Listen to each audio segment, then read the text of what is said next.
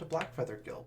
Before we go in and say hi to the cast and get started with the show, I wanted to talk very briefly about viewer actions and a little bit about sponsors. So first off, there's a number of ways that you can actually actively participate in the show through viewer actions. One of the easiest ways to do so is through retweeting the game tweet. You should see that somewhere in chat if it's not in there already. But you just click on that link and hit retweet, and for every 5 retweets that we get on that, it will add a bonus to the cast pool and the game master pool. Now, in most cases, that's going to be an extra d6 that they can add on to any roll. Basically, a great way to use that is if a player is almost meeting a DC, but they're just not quite there, they can grab one of those d6s from the cast pool, roll that, and then add that to their roll. Basically, is how that works. Same with the GM. So that's one of the easiest ways that you can participate that way. Another way is through guild coins. That's our Twitch channel points. If you look at the rainbow colored icon, it should have the Blackfeather Guild crest on it. It should be right below your Twitch chat box. If you click on that, it'll show you all the different things that you can get with those. The biggest one being plot points. Now, plot points, you can see an example right over here. They all work pretty much the same way. It's just a matter of how big of an impact they have. So for the example, when we've got 2 plot points, the player of your choice gets something moderately helpful or unhelpful. Enter any suggestions for the GM into chat, or you can have the GM come up with something entirely on their own. So just choose if you want it to be helpful or unhelpful to the party, and that's kind of how you can use them. You can throw in your own suggestions as well. How those work: 1 plot point is something trivially helpful or unhelpful. 2 is moderately. 3 is very, and 4 is very to the entire party. So if you want to do something to help the entire party or really throw a monkey wrench in their plans, 4 plot points will do that. So that's guild coins. And then finally, we've got donations. So if you want to help out with keeping the lights on in the place, so to speak, there's a number of ways that you can financially contribute. One of those being coffee.com/Raven or Raven.rocks. You can see both of those examples down there at the bottom. Those are the addresses to do direct donations. You can also do Twitch subscriptions or bits. Those work the same way. And then finally, Patreon. We've got a Patreon, which you should see in chat here any second if it's not there already. And our Bard tier patrons and higher get credits towards viewer actions every month that they can use on any show that they would like. You just have to let us know in chat how you want to spend those, and then we'll hand those out. So some very cool stuff. Before we hop over to see the cast, one last thing to mention is a couple things on this chart here. We've already covered the D6 and the plot points, but the triple crits, what that means is you can gift auto critical successes. And you can, it's triple because you get 3. You can divvy those out however you'd like. You can do 2 to the cast, 1 to the game master, all of them to the game master, however you want to do it. So they work much like the D6s. The cast members just grab that when they're available and they really need them and use them. So it's pretty cool. And then finally, the last one, introduce an ally or enemy NPC. Just give us a brief description of what you want this character to look like, kind of their character concept and a name, and let us know if you want it to be an enemy or an ally to the party, and the GM will basically take that and run with it. So really cool ways that you can participate. Lastly, I just want to take a quick moment to mention our sponsors. If you look at the logos down below, that's who's sponsoring this episode, and we'll talk a little bit about that before we introduce everybody as well on the next scene. So yeah, check all this stuff out and thank them for supporting us, and thank you for being here and watching. Let's go say hi to the cast.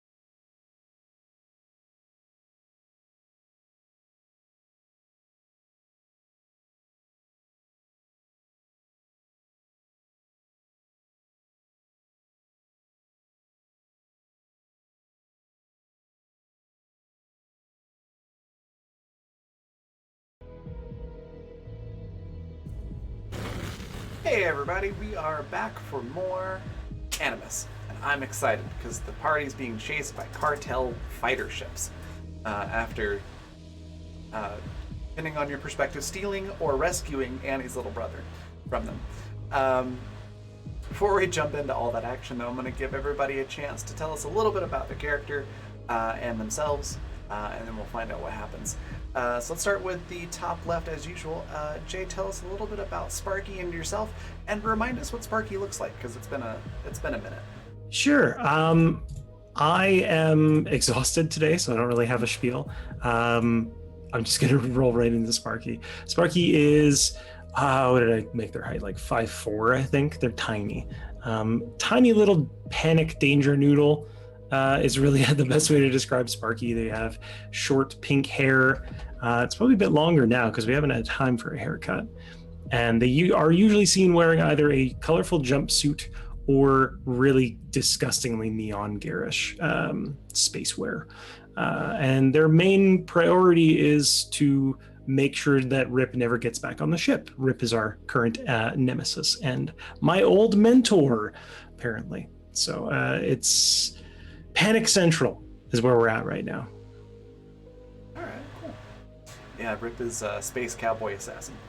Um, Next, we've got Vanessa. Tell us a little bit about Annie and yourself, and remind us what Annie looks like. Hi, I'm Vanessa. I am primarily a traditional artist. I work in pencil sketch and watercolor, and more recently getting back into digital painting. So that's been fun. I play Annie, and she is, the running joke is that she's space anonymous before losing her memories. She dealt in a lot of, I guess we'll call it information brokering, perhaps. But since having her memories wiped, she has gone by Little Mouse. And she is gradually trying to figure out what the hell is going on with her. But she has less information to go on than everybody else does. And they just recently saved her little brother, who she does not remember. And he doesn't know that yet, so can't wait for that discussion. Annie is 5'9", I think, without heels. Typically around 6 feet with her heels. She has long pink hair, which is starting to grow out brown at the roots. She keeps it up in space buns, and I actually have a little album started on my coffee page, which I will pop the link to in the chat if you would like to see what Annie looks like on my coffee page. But yeah, that's it for me. Awesome. Next, we've got Alex. Tell us a little bit about Seattle and yourself, and remind us what Seattle looks like. Seattle currently has short, hot pink hair and eyebrows and no beard. He's also a trans man who's pretty buff, about 5 foot. What was I saying? 5'8"? Yeah, 5'8". In his 50s. Normally, he has a very nice beard, but we were going in disguise, and he stole people's hair dye. Normally, you'll see him wearing things like leather pants or lycra pants, or silk floral patterned shirt, button-down shirts. You know, he looks gay. He's very gay. He has a daughter. Her name is Daisy. She's very grounded. Yeah, and everybody's accepted that he's basically adopted Annie as another child. Fantastic. Next, we've got Riley. Tell us a little bit about Lagu and yourself, and remind us what Lagu looks like. Hi, I'm Riley. I'm a knit and crochet designer and blogger. I'll put my website on the description in the chat. Lagu is a mercenary that originally was hired by Tolan to keep the crew on track. However, when Lagu realized that that was a very the chance of success with that was very low at the point of time in which they were hired, they decided to try and find different contracts within the crew. So they worked for Sparky for a couple of days, and then they now are working for Daisy. Lagu is six foot tall. Their skin is kind of the color of like a disturbed riverbed. They have a shaved head. They have a masculine build, and yeah, that's Lagu. Awesome. And then last but not least, Lisa, tell us a little bit about Android and yourself, and remind us what Android looks like. So I'm running on a low energy too today. I am still sick. So Android is a small 5'7". She looks like a ball joint doll. Dresses in a very kind of elaborate, like petticoat type way. And has like almost albinistic features. But she's a unregistered covert Black Ops murder droid, and is not afraid to let people know that. So she's Mombot, and she's trying to keep her ducks in a row. It's going badly because it turns out she doesn't have ducks. She has squirrels, and they all took 3 shots of espresso. Yeah. Did you watch Over the Hedge recently with your daughter? No, but I know what you're talking about. It's funny. Awesome. And then I'm Raven. I am the creative director for The Raven Evermore. I also do streaming, obviously, and a whole bunch of other stuff. You can check out all of that at my Twitter, which is right below my face.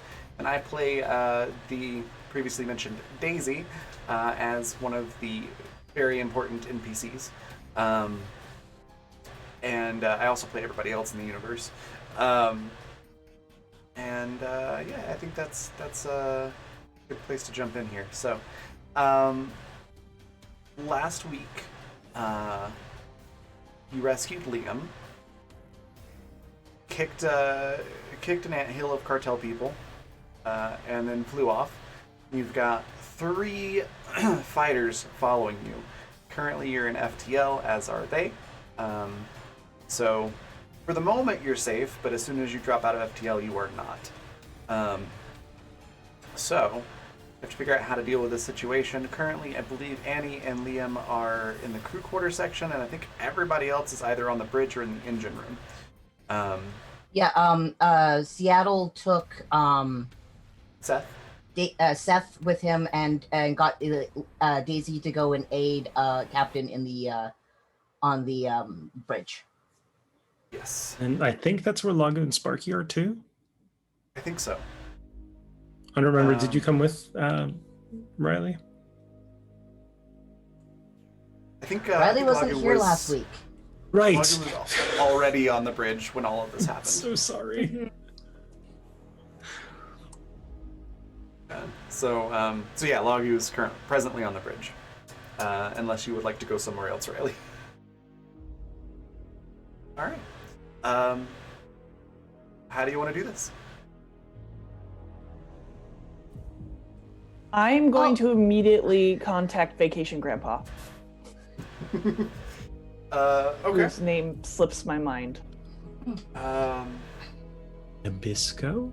Wasn't it Nabisco, like Commander Nabisco or something? It was something like that. I'm drawing a blank on the name, but it's very similar to that. We'll call him Nabisco for now, if that isn't his actual name. Okay, let me see how likely it is that he's available. 3 plot points for Vacation Grandpa to help us. Okay, never mind. I'm not rolling. I've been saving. Put these dice back. Yeah, it would seem that someone's looking out for you, and he actually picks up the line instead of his assistant, which is kind of rare. and says, "Oh, hello, friend. How are you?" Now, keep in mind, Android does not look her normal kempt self right now. Oh, that's right. That's right. Because she had to make herself look like a low-budget pilot robot. Mm-hmm. So Do you still she have looks... the Gladys voice mod on right now?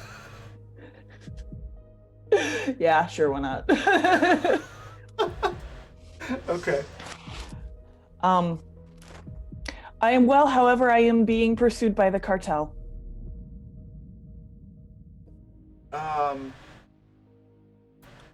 Okay, that's a lot for an opening phone greeting. I'm sorry to hear that. Did you need something? Yes. I'm assuming. I was hoping that you would be able to meet us at a location when we drop out of FTL. There are several fighter ships in hot pursuit.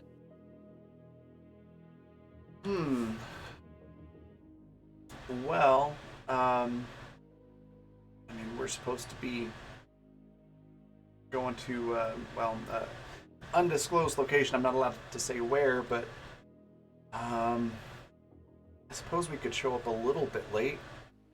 Where is it that you'd like to meet? I give him some coordinates, I guess. All right.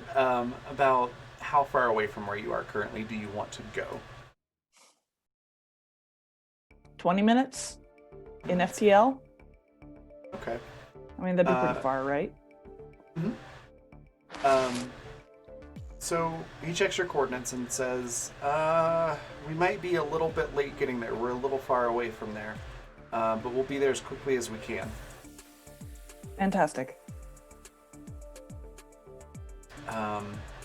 I can't say that we can necessarily fight your battle for you, but hopefully if they see us at the other end, they'll think twice about starting anything and leave. That was my plan. I was not expecting you to fight a battle that we very much started. Yeah, that's, most people don't try to pick a fight with the cartel. They usually find the fight coming to them. So that's, I would recommend continuing that. They had the sibling of one of my crewmates kidnapped. Oh, yeah, they do nasty stuff like that. Well, I'm glad you got your relative or your friend got their relative back. We'll meet you these coordinates as quickly as we can, and can't stick around too long, but hopefully that'll help. Thank you. And with that, he hangs up. So I turn around to the people in the cockpit with me and I just say, they'll be there. I do not know how much of an effect this will have, but it would logically be better than nothing.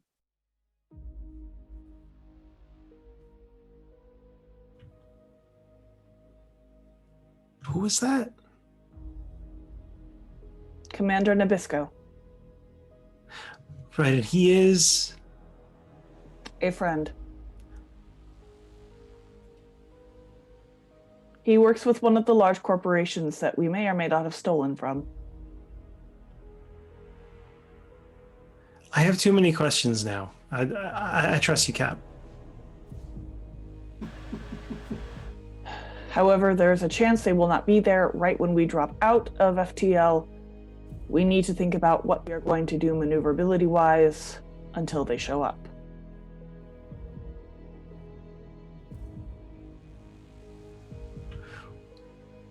What if we... Did you I mean, I never actually did this because I don't drive. But when I was driving with other folks, they would do, I think they called it a brake check. Something like that. So like, can we do that in warp? So you slam on the brakes, and then the person following you has to slam on them too, or they'll run into you. And then maybe we kind of jostle them for a second. Might buy us a minute. I don't know, Raven, can I do that? You can certainly try it. That is a maneuver that you are capable of executing.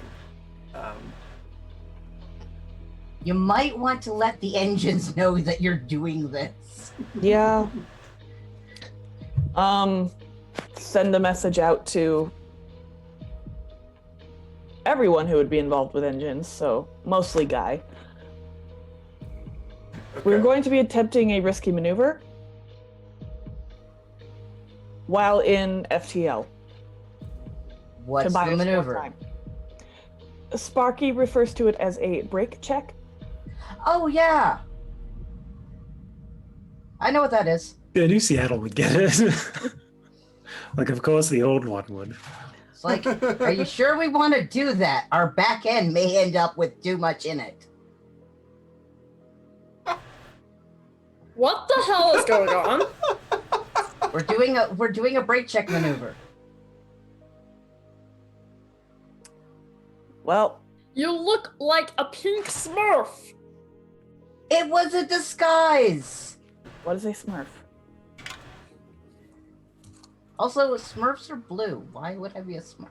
Also, Smurfs have white hair. I have white hair normally. How do I look anything like?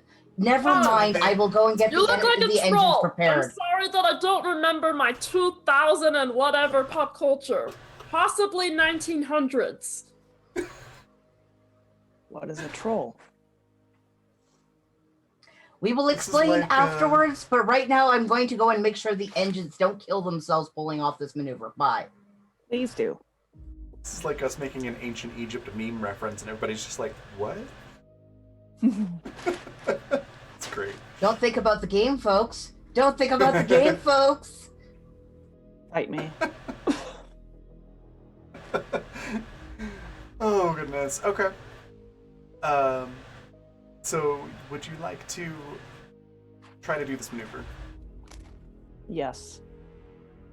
Okay. So what I'd like to do is have Seattle do a mechanical engineering check to basically allow the engines to go full stop on a well, not on a dime, but as close to a dime as possible without damaging the engines. What's a dime? Small coin. Got a 26. Yeah, Michael, I was telling that story before the game. 26. Yeah, it's not. Well, Could you have let's see. Seth roll to help me? I could.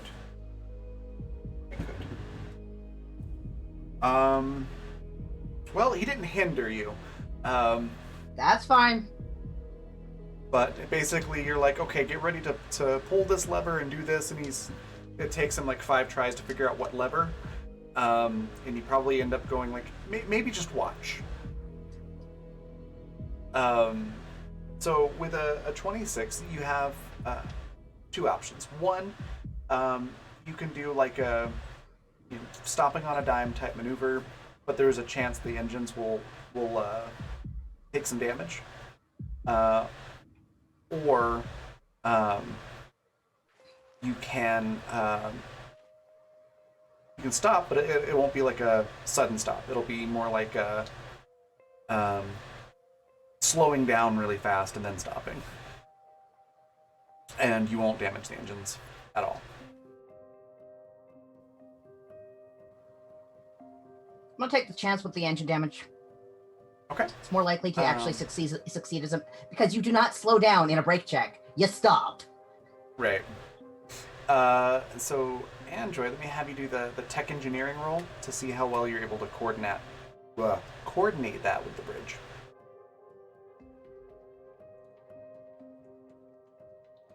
Am I able to add in the ship's computer to this? Yes, absolutely. Okay. And you said tech engineering? Mm-hmm.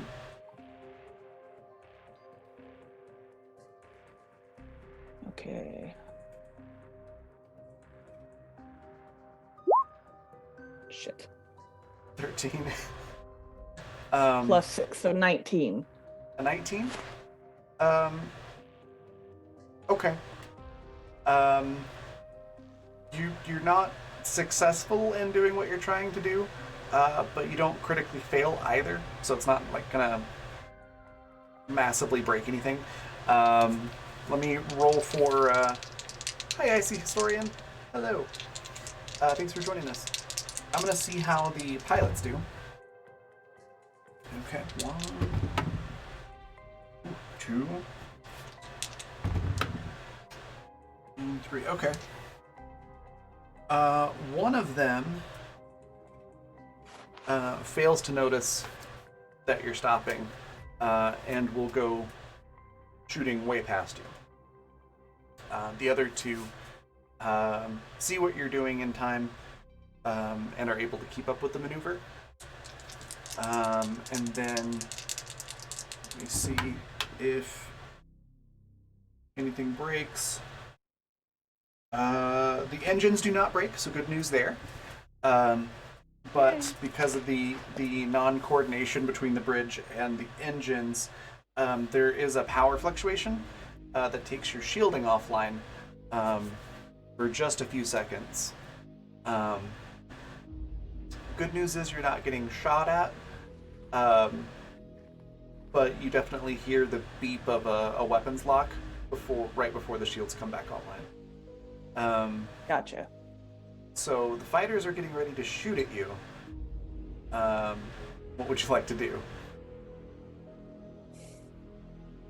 So one of them shot past me, right?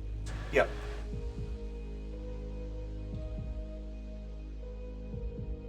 Can I make a harsh veer into another direction? Sure. That will be a tech engineering roll as well. You can use the ship's computers because you are working with the ship. So a 15? 21. 21, okay. Plus 6, 20. Yeah. Gotcha. So with a 21, yeah, you're able to steer the ship pretty well. And I assume you're wanting to go back to FTL? Yeah. Okay. And head towards where I coordinated with Nabisco. Okay, and... Okay. So, you do the sudden stop. One of them shoots way past you.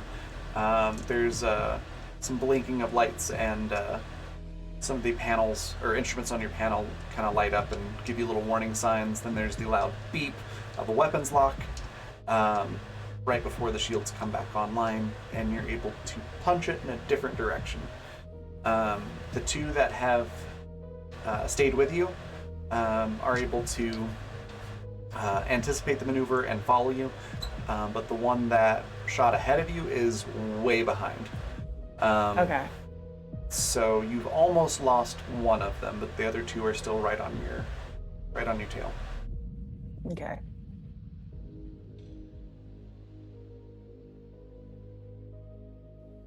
Does anyone else have any ideas?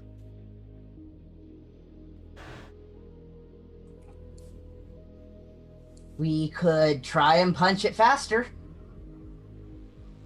We've done it before. You want to push the engines? Is there any way I can give us more maneuverability? Not really. Not without, like, installing things on the ship. There's not much I can think of that would do it on the fly for maneuverability. You are like a light freighter, so like you have decent maneuverability for a ship that's size, larger. but it's that's no match for a fighter in terms of maneuverability. But you are tankier and you have more powerful weapons than they do. Do you want to take some fire? I'm gonna text to the captains like, you want to fire some shots? Or boost? I'm going to say boost towards the direction of where we're supposed to be going. And then if we have to open fire, then do it Gotcha. then. Fortify in place. So text to Daisy. Remember what we did last time to get away? We're doing it again. What did you do last time to get away? Daisy basically reconfigured stuff in the bridge and Well, and in coordination with Seattle doing stuff in the engine room to basically push the ship as fast as it could possibly go. Oh, right. Basically, push the turbo button. Yeah. Okay. So Daisy just sends you a emoji of a frog face and a thumbs up. And Seattle responds with the same emojis. Okay. Let's see how Daisy does.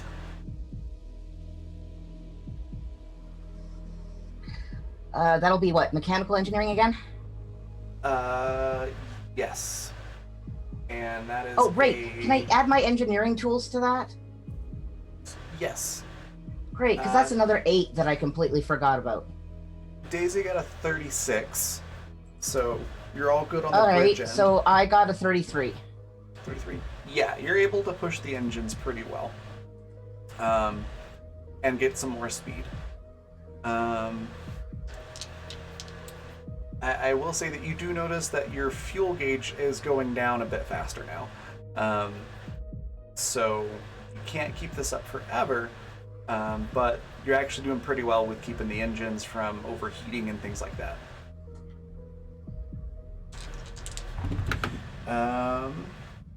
And you managed to lose the one that's trailing.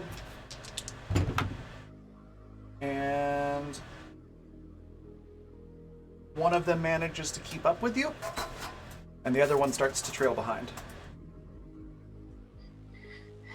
It's like messages to the captain, we're running. It was like, we cannot keep this up continuously, but we're okay. How far are we from the coordinates? Well, you were about 20 minutes away before you punched it. So I'd say you're about 15 minutes away.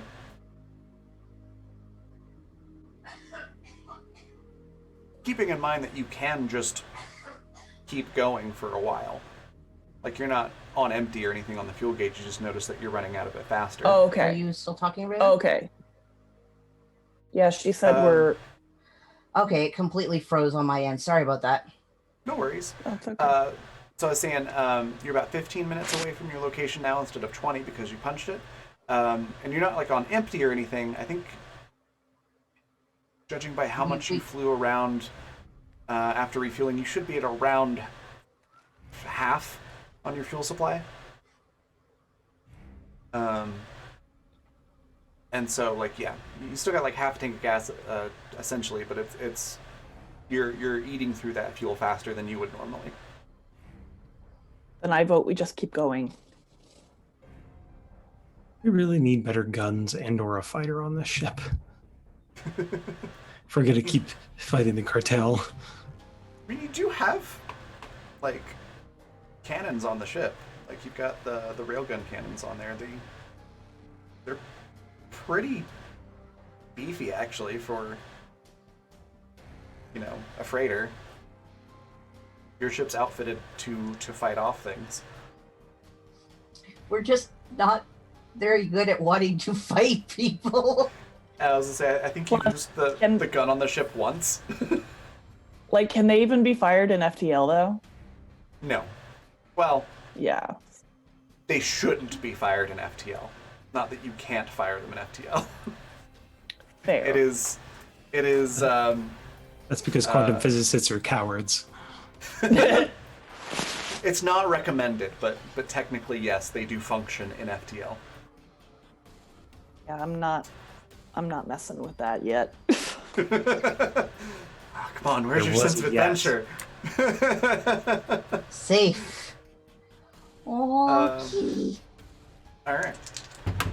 Let's see. Ooh, nat 20. The other one caught back up, so now you've still got 2 on your tail. The third one is completely lost you. They have no idea where to go.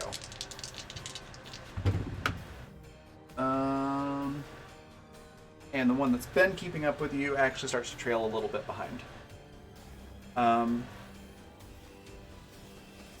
Okay. During this next, say, 10 minutes, what do you all want to do? keep a very close eye on the engines. I'm babying them. Okay. I'm watching the scanners just to make sure that none of them get closer. Okay. Yeah, over the next 10 minutes, that's pretty much where they stay. One of them is, like, not in your exhaust, but they're really close behind. The other's a little bit further back, and then the third one has probably gone back home at this point. Where is Annie in all this? She went back to quarters with Liam. Okay. Sparky would send just like a quick message to Annie, like, "Hey, if you have a minute, I have an idea." I'm trying to think of an emoji that would convey the feeling of course you do. But she just sends a thumbs up. And it takes her a couple minutes, but then where are you? Where's Sparky? The bridge? At the bridge, yeah. All right, yeah, it takes her a couple minutes, but then she gets to the bridge. Okay. Oh, so, I need you to, if you can, make a signal, like I'm gonna send a message out to the ships, and if you can, maybe make it seem like it's from the cartel. I've kind of gone through their records. I might have an idea of how to fake their comm signal. Maybe. Right. I mean, we can certainly try. I don't think it would hurt anything. That's the hope. All right, yeah. Annie's going to try and send out a signal. All right. I need an So depending education- on... Go ahead. education roll from Sparky Okay. and a tech engineering from Annie. Can I add a daunt roll? Not at the moment, Darn because it. currently it's making it look like it came from the cartel that they're working on. It's a 32. Glad I got Annie for this, dang. 16 on an education. Do you guys know? Actually, would I be able to use Annie's holo card to use her programs to help try to mask the I guess the data on her end, so that's harder for them to pinpoint that it's coming from the ship? You can. You already succeeded at that with your roll, though. Okay. Question for you, Raven. Mhm. Could I add my training in being an assassin to this? Sure. Okay. That would make it a 22. 22? Okay. That's good. Because the Okay. 16 wasn't going to cut it. No. So you managed to put together what you think the proper comm protocols are, Mhm. and get those to Annie. And Annie, you're able to expertly make the signal go out with those protocols. Okay. The message that I'm sending is all units return to base. We have an operative in the field. Situation is handled. I'm trying to make them think Rip is on our ship. Okay. Okay. Okay. Do you want me to roll a speech or anything on that, or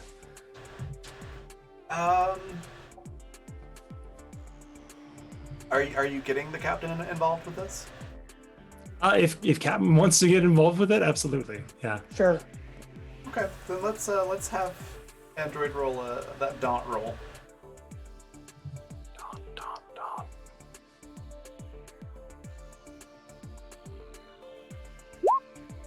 31. 31, nice. Okay.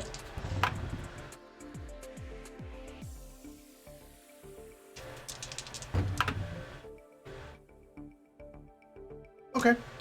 There's some communication back and forth between the two ships, and you don't all hear this, but the audience can, of course, know what the enemy's doing. They're communicating back and forth, and they just say, "Is that actually coming from our people?"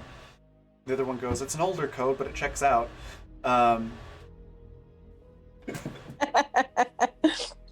They're a little unsure if this is actually legit, but they eventually decide that, yeah, it must be correct. And they're a little worried about not obeying those orders. So, yeah, they fall off and they head back.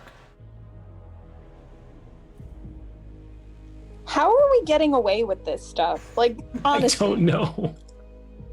Don't ask questions you don't want to know the how is answer to. half of our crew not dead already? Knock on wood. Half. We should all be space junk by now. A lot of luck, and in critical moments, you all come up with really clever solutions. That's how. Fair enough. All right. And you haven't rolled nat ones yet. I am going to take this moment to remind Raven that I have unlucky. Oh yeah. Jay, that's stop it. right. For those that don't know, I gotta do Unlucky- it once a session. It's true. For those that don't know, Unlucky is all the characters in Fundamental RPG get assets and challenges, and the Unlucky challenge is that twice per session I can make Sparky here re-roll something and take the lower result. So that's always fun. Okay, so those ships fly off.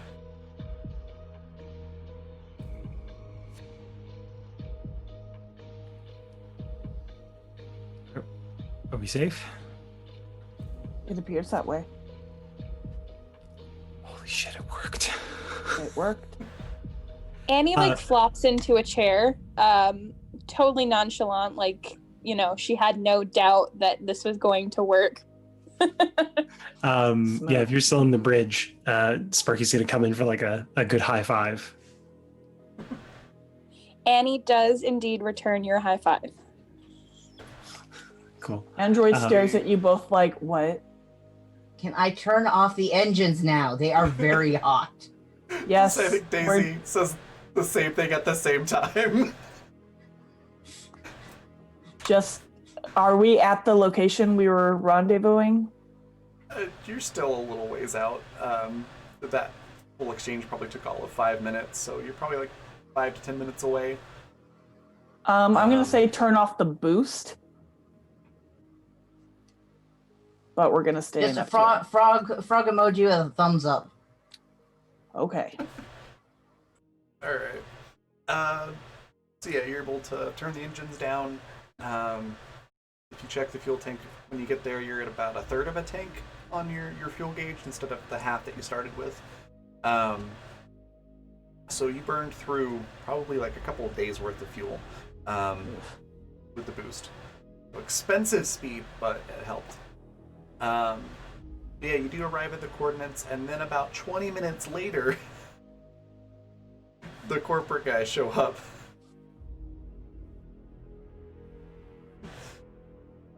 And, shoot, was he a general or a... I thought we called him I can't- commander. I think he was commander, yeah. Commander, okay. Commander Bisco messages you and asks if everything's okay. It would appear we evaded them. Oh, My crew member came up with a clever solution, and it worked. oh, I'm very, very pleased to hear that we don't need to show our teeth. Yes, that would be preferred. But I appreciate your willingness to show up. No problem. We're gonna head on our way then, so we're not late to our rendezvous. Congratulations again on rescuing your friend, and we'll talk to you later. And will. They kind of hang up, and immediately after that, you see all the ships just jump back into FTL. For the moment, it seems like you're safe. Boy, I loved that qualifier. Even before Rip's actually on the ship. Also, I just want to say, Riley, it's been so fascinating watching your kitten grow up, and now she's so gorgeous. Oh my goodness. She's a pretty kitty. Thank you. At this point, Captain is going to turn towards Sparky and Annie and just say, I need a comb.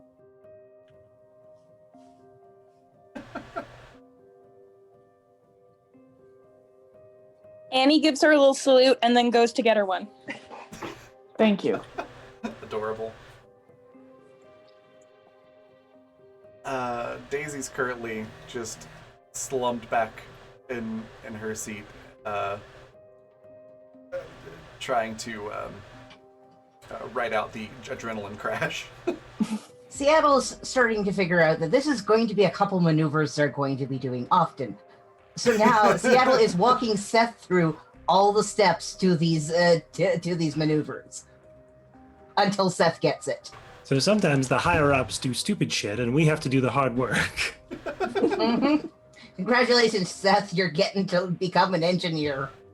Yep. Basically. He's Can I slowly scan for getting like a place to refuel? Sure. You're not terribly far away from the space station where Matt, the flight controller, works. You kind of Ah, the radar technician. We love him.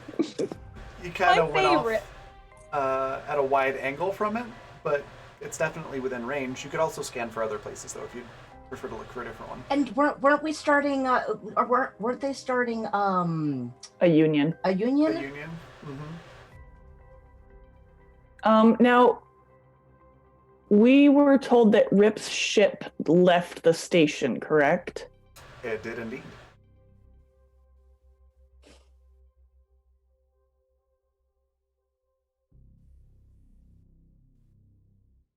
I guess we'll go back to that one. I'm like worried about going back to the same one twice. I love how paranoid I've made you all. It's legitimate paranoia. There's reasons. It's not like the standard everyday paranoia. This one's been validated. Rip is he's a sneaky bugger. Then I vote. Yeah, let's go back to that station. All right. You are able to navigate back there, and it'll take you about. So you booked it pretty hard away from the cartel planet. I think it took you a couple of days to get from that point to the planet. So you're probably about 12 hours away at Okay. normal cruising speed. And we have so enough you've got- fuel for that, right? Yeah. You're, Okay. It's well within range. Okay. So you've got 12 hours to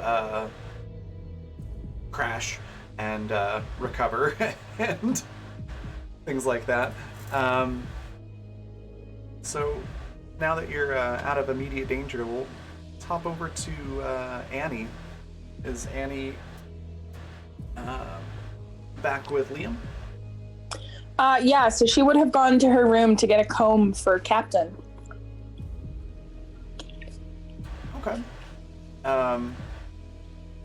You see, like, Liam is on his stomach, laying across the bed the horizontal way instead of the vertical way. So his like feet and his head are hanging off of opposite sides of the bed, and he's snoring. An angel. Annie's trying to be quiet so that she doesn't wake him up. So she goes Okay. over to like the little vanity of drawers that she has to get a comb. Okay. You find one without any issue. She turns. Sorry, I have popcorn in my mouth. She turns away. she turns away to leave. But then she's kind of listening to him snoring. And she turns around just for a second to kind of like look at him properly and study his face a little bit. And she just kind of stays there like that for a couple minutes. Is he like solid out? He is dead to the world. Okay. Then she feels comfortable doing that for a couple minutes. Now that they actually have some time to not be in imminent fear of their lives, she kind of feels a little bit more of that, like, damn it, I really should know who this is, but, like, and I feel that familiarity, but I don't know exactly. It makes her frustrated. Yeah, and you definitely have a much stronger sense of them seeming familiar now that you had that little brief burst of memory. Yeah. That sense of familiarity has lingered. She reaches out and she like ruffles his curls before she turns and goes back to the door to bring Captain her comb. All right. He snorts a couple times in his sleep and goes back to snoring as you mess with his hair. I love him. That's my boy. All right. So, Captain, Annie comes back with the comb, sounds like. Mm-hmm. Annie is now not wearing her platinum blonde wig. She's just back to normal pink hair. Captain's just gonna say, please remain one moment. Is going to quickly comb through her hair, and then with insane efficiency, put it back in its braid, and then kind of hold it up to her, like saying, hold the end, please.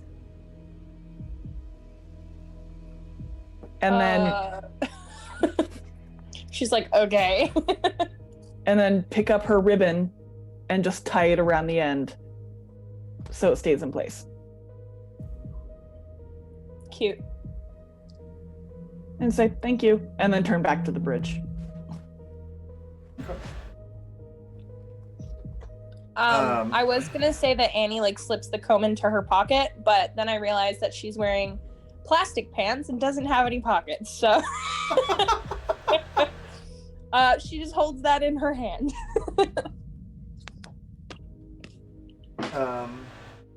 Okay. What's Lagu up to? You mean other than having an existential crisis? Just watching everything. Lagu's very quiet, other than the slight dig at Seattle. Lagu's been pretty quiet. Okay. I think Daisy will turn to Lagu and say, well, guess that job was a success, so that job's completed. Thanks, Lagu. Yep. No problem.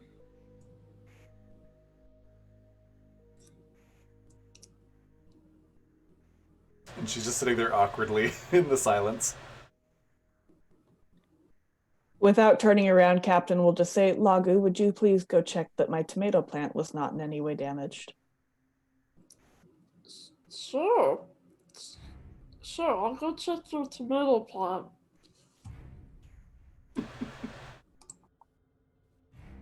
So then Lagu will go off and just kind of slowly, kind of lost in thought, they're just off to go check on the tomato plant. When you do get to the tomato plant, it has been knocked over, but is otherwise fine. There's just a little bit of dirt on the floor. My baby. Lagu will bend over. Tomatoes do not like being knocked over. No, they don't. So Lagu will bend over and pick it up and then, get it back to like the dirt back in the pot and all the stuff, and just kind of try and put it somewhere that's just feels a little bit more stable. All right, you do a good job.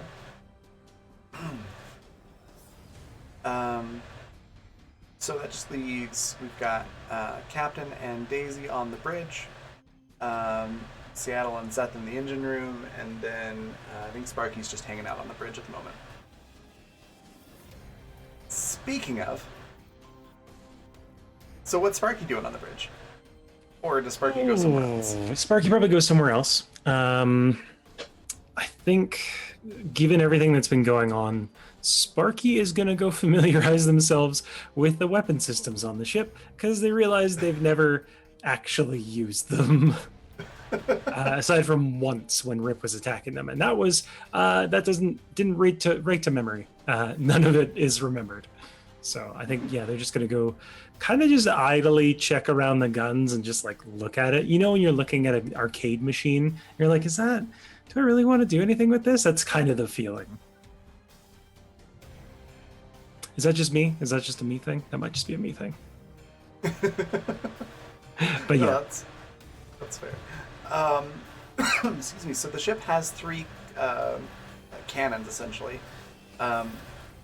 There's 2 on the right and left side, on the top side of the ship, where the sort of not really wings, but there were a couple of thrusters protrude out from the side and point backwards, and they are capable of rotating. They can fire at a bunch of different angles. Front and back. And then there's one underneath the cockpit of the ship towards the front, which can swivel with limited range directly ahead and down below the ship. And they are a little bit heavier cannons than you would expect to see on a cargo ship of this size. So it's obvious that the ship's been modified to be able to get into some fights and things. okay. Yeah, I think they just spend a bit of time with them. Okay. In that case, I think that's pretty much what everybody's doing for the next little bit. Was there anything else anybody wanted to do before you get to the space station?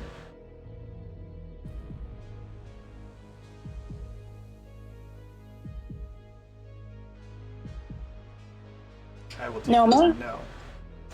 All right. Well, I think I might take this moment to go on a break then, because I do want to give Lisa time to get back before we go into the space station. So I think we'll do that. We'll go on a 10-minute break here, a little bit early, but that'll give you time to stretch your legs, go grab snacks and a drink, anything you need to do, and we'll be back in about 10 minutes.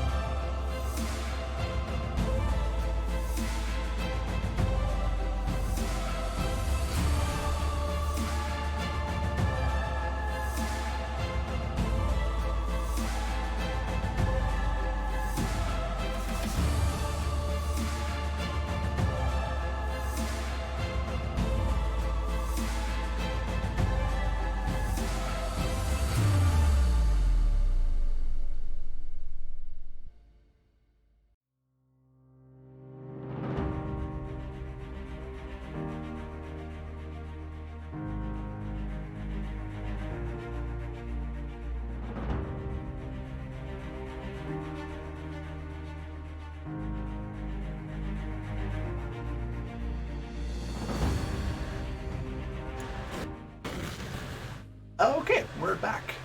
And finished plotting and possibly scheming some character stuff. That will probably come up later. So now that everybody's back, we're going to fast forward. You come up on the space station. And do you, I assume, call in to try to dock? Yep. As you call in, there's no reply. Try again.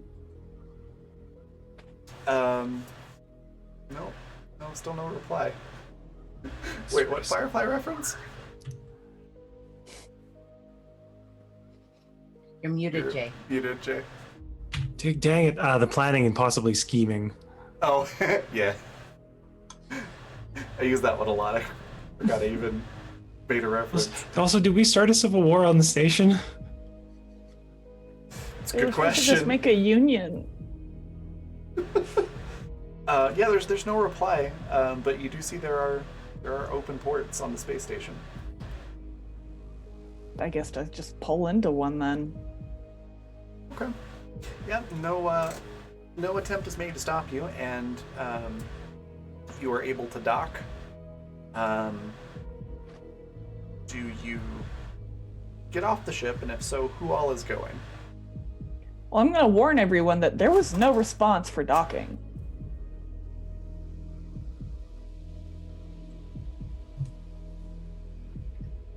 Seattle's gonna get the big gun just in case. Cap. Is Rip's ship docked here? It was not. Okay. That means nothing. That doesn't mean anything. Yeah.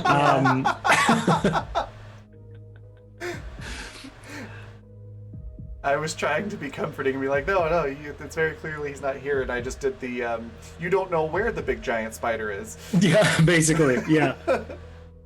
If I know where it is, at least I can keep track of it.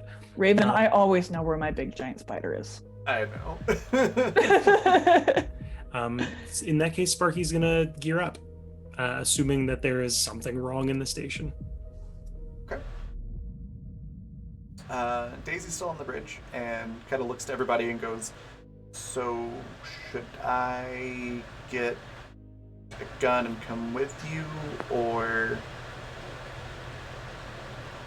what? Ask your dad.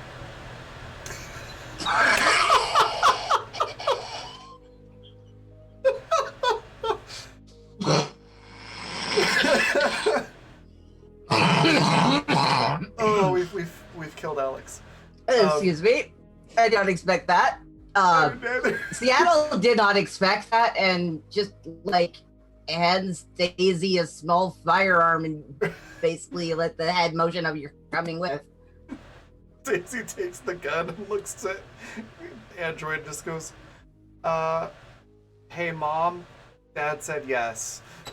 and just works on putting the gun somewhere that's not gonna shoot her in the leg or be hard to get to. Don't let your dad get you killed. No promises. I'll be careful. Oh God, you have the exhausted. I have just been dealing with this child for weeks. I've been dealing with all away. of you. Get the fuck off my ship. Basically, mom needs a spa week. The fuck out of my ship. Oh, Are you gonna take me Jiffy Lube?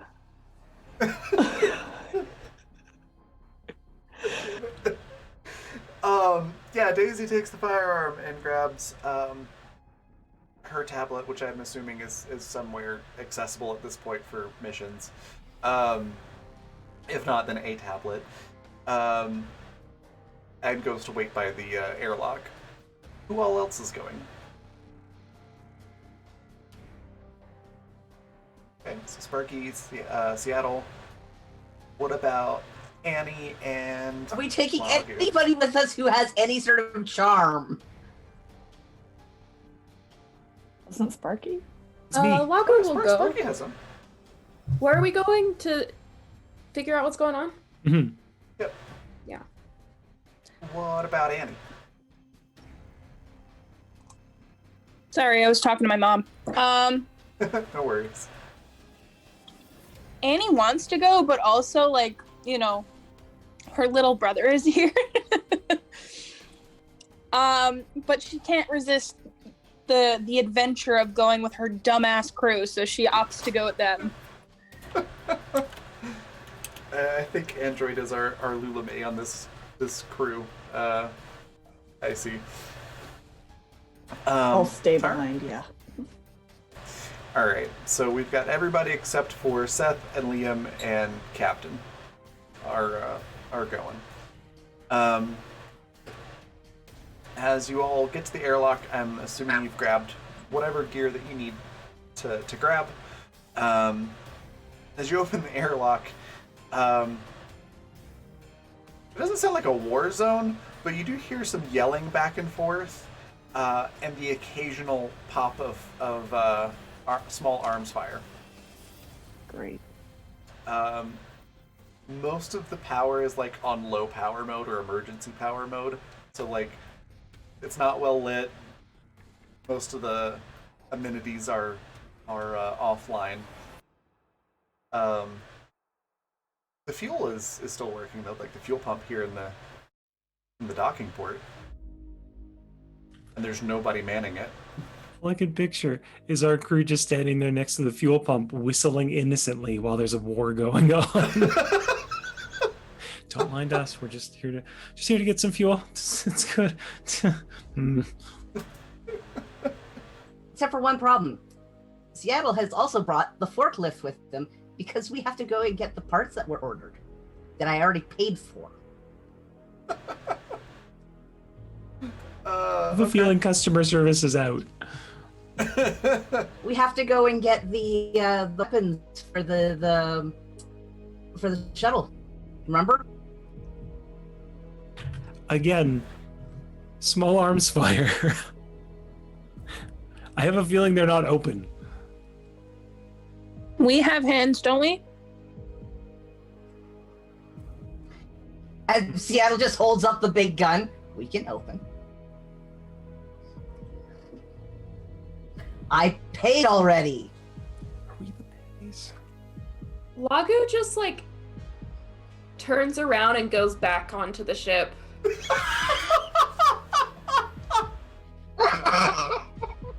Big mood. That's fair. Oh, that's a not my monkeys, not my circus. Okay. Daisy's just looking at everybody like, are we sure we want to do this? No.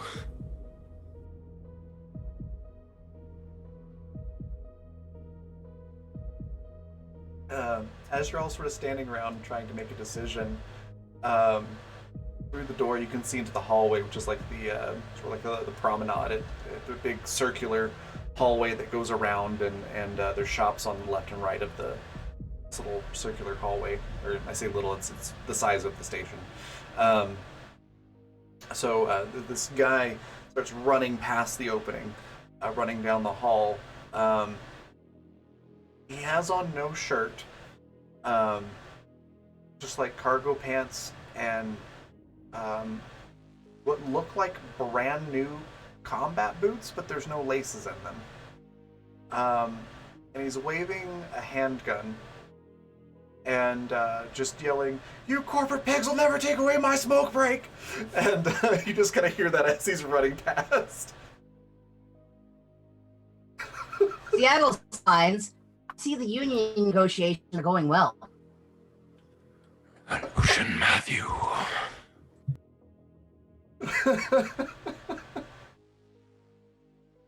Y'all, I am so excited that you came back here. I've been waiting for this.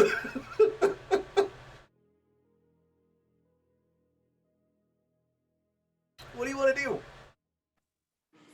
Well, I suppose we shouldn't waste your excitement now, should we? Annie props up her pistol and she slowly starts to make her way inside. Okay. Yeah, Sparky would follow suit. We planted these seeds. We may as well reap what we sowed. Seattle's going in, keeping close to Daisy. Okay. I think Seth will come out of the ship to start refueling it while you all do your thing. Daisy's pulling up the rear. As you step through the doorway and look around the hall, to your right is the direction that the worker ran. It's like a food court area off to that direction. Most of the lights are either off or in like emergency light mode. There's a few of them that are like flickering, and it's very clear that there's been some sort of tossing of things around. There's some broken windows and things like that. That's off to that direction. Off to the left, Seattle, you know that's where you bought the stuff that you're looking for, and that's got more outfitters, like the equivalent of an auto parts store, and more things along those lines. So Seattle's going to gesture towards that direction. Okay. As you head that way, not very long after walking down that hallway, you hear more small arms fire and yelling back and forth coming from further down the hallway.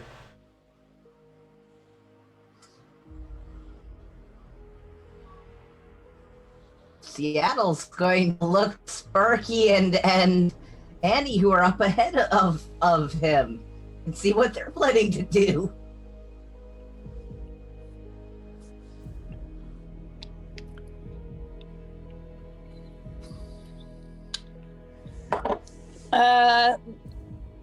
Annie is she's being cautious. She's not too concerned at the moment. Okay. Then, assuming you keep heading down the hallway, Mm-hmm. the further in you get, the louder the noises become. You can hear shouting from the other side, very clearly a different group of people. It's still hard to make out what they're saying, but you definitely get something to the effect of, one side is very upset at the other for exploiting them, and the side that they're yelling at want them to get back to work and or die. When you get within visual range of what's going on, you can see that the workers of the station have made a barricade in the hallway with dumpsters and buckets and mops and floor cleaners and every piece of janitorial and maintenance equipment you can think of piled up into this big barricade. And they are hunkered. Forts. Yeah, they are. I thought I had a bug on my leg. Freaked me out. Yeah, they're hunkered down behind it, and in the middle, you can see Matt, the flight controller, holding a gun that's entirely too big for him. Sort of with his back to the barricade.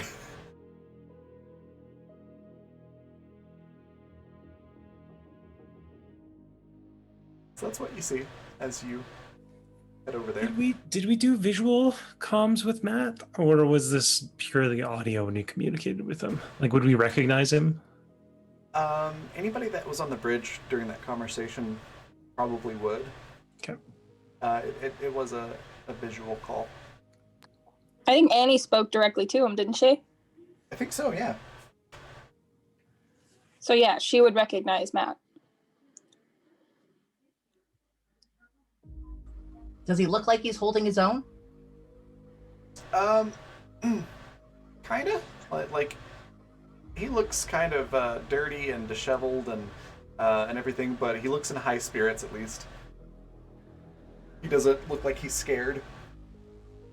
Of course he does. This is the coolest thing that he's ever seen at this job.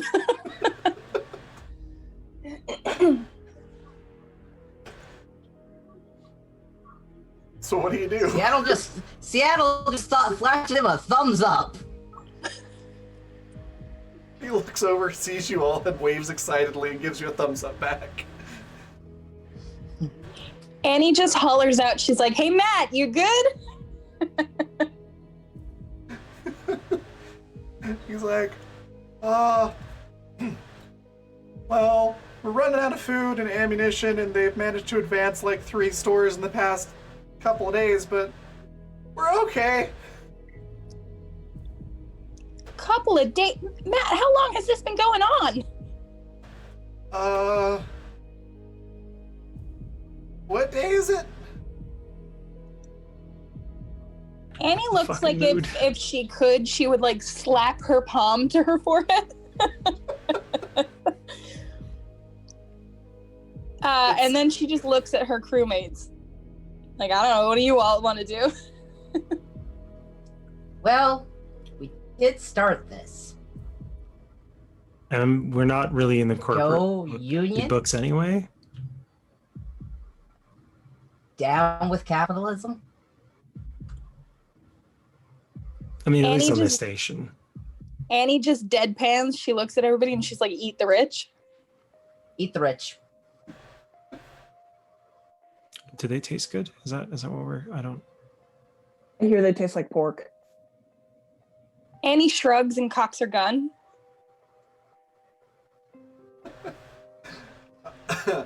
All right. So as you're getting ready, Matt taps somebody on the shoulder next to him that's sort of hunkered down against this barricade to go help you get into position. And the guy goes to stand up, and then as soon as he does, he just falls over dead, got shot in the head through the barricade. And you just hear Matt yelling, "Oh my god! They shot Jim!" And there's just a sort of looking for staccato of gunfire coming from your side of this barricade as the workers are firing back.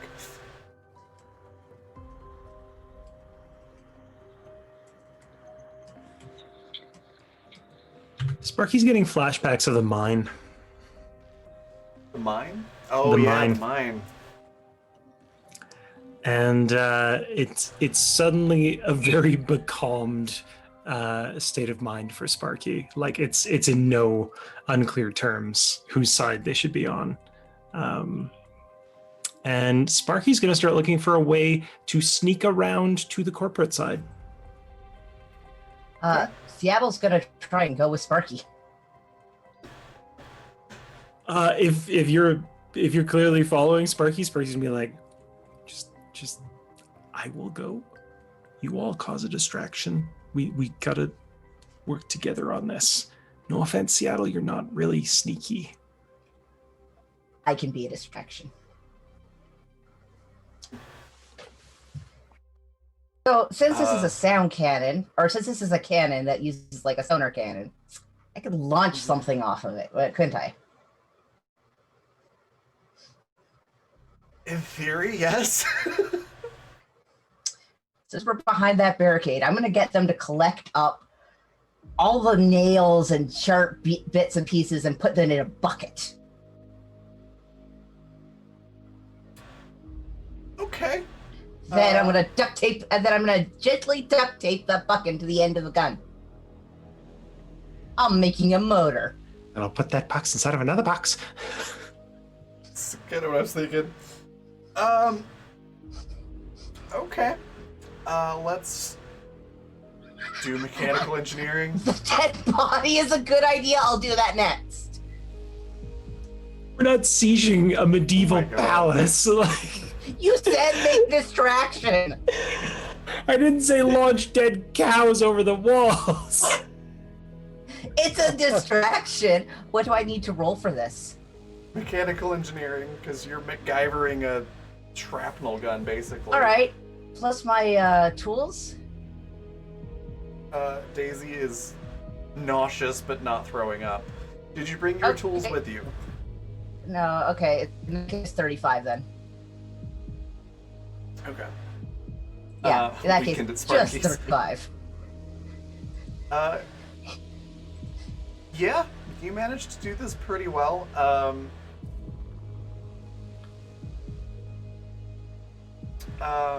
trying to think of how this is gonna. Do you like cut the bottom of the bucket out? Nope, gonna launch the bucket with it. So it basically launches the bucket. The bucket will slowly spin because of the way the weight is with that many particles in it, and it will I dump see. particles all over everybody. It's gonna Okay. dump on top of them as well as going flying at high speed. I see where you're going with that now. Okay. Sure. Yep, you're successful. It's ready to go whenever you're ready to take a shot off. All right. Do I actually need to roll for attack because I'm not actually aiming it at a person in particular? Yeah, you still have to roll an attack just to make sure that it actually goes where you're wanting to launch it. But Sparky, as this is happening, you've got two options. You can sneak around the barricade and try to like hug the wall to get over there, in which case you're going to be in the crossfire. Or you can take the long way around, which will take you a while to go there, but basically you follow the guy that was running around complaining about a smoke break. Right. That direction might Is get there- you behind them. Is there perhaps a duct system and/or vent system that might be accessible, or even maintenance hallways? Evens or odds? Evens. Evens. So if it's evens, there are ducts. And I rolled a 4. So yes, there is a duct system. Hey. Okay. In that case, I would take the ducts because that seems kind of like the best of both worlds a little bit. Okay.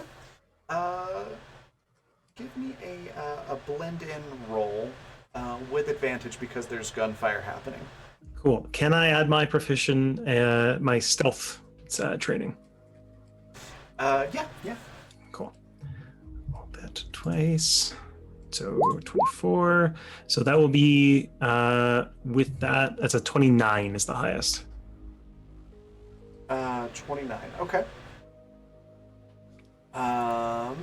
With a 29 and everything going on, yeah, that should succeed. So you're able to get to the corporation side of this fight. So Guy, or Seattle rather, what did you roll for your attack roll? 12. 12. Well, no. Well, it's not a failure. It's not a failure. Can I roll a d6? Absolutely. Please roll a d6. I was going Currently to ask you have, permission before I rolled a d6. Currently there's 6 of them, so got plenty to spare. 3, Nice. so it's 15. Okay. 15 on the attack. You succeed. Over the crowd of enemies. Yeah, you chuck this bucket over their barricade with your Thunk. It's called the Thunk Sonic. rifle. That's what you named it. There we go. Okay. So yeah, that works reasonably well. And a bunch of people start yelling. Oh, these people are horrible at their survival stuff. About half of them start yelling because they've got, like nails sticking out of their arm, or are getting hit with, used aluminum cans and things like that. It's a distraction. It causes a very big distraction. Great. So, yeah, Can I use the body next?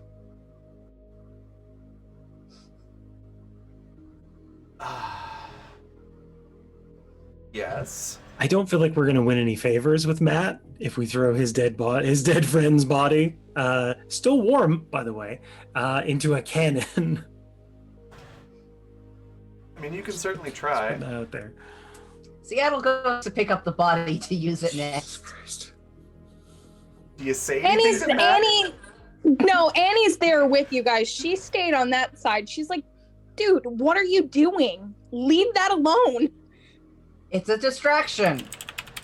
That I'd be distracted if a dead body came at me. Yeah, show some respect, dude. He's not gonna complain, he's dead. Matt actually chimes in at this point and said, "Yeah, I mean, Jim was really dedicated to the cause, so if shooting his body over there could help, I think that's what Jim would have wanted." Jay, your face. Oh my god, you guys are just... Do what you want. Fine. Practical, my ass. That's a dead body. No, so Seattle gets Matt to help him with the body. Meanwhile, Daisy, who's watching all of this, seeing you, like, try to strap this dead body onto the gun, just vomits into one of the potted plants that's along the hallway. I'm gonna pause there. Lagu, I think you had a suggestion for the captain, right? Yes. So, Lagu gets onto the ship and just kind of like goes by. Is Captain in the bridge? Yeah. I'm assuming. Goes by the bridge and is like, They decided to help the people who started a union or want to start a union or who are rebelling against the corporations. They might be a while. It might be helpful if we just shoot down the corporate offices for them. We can do that.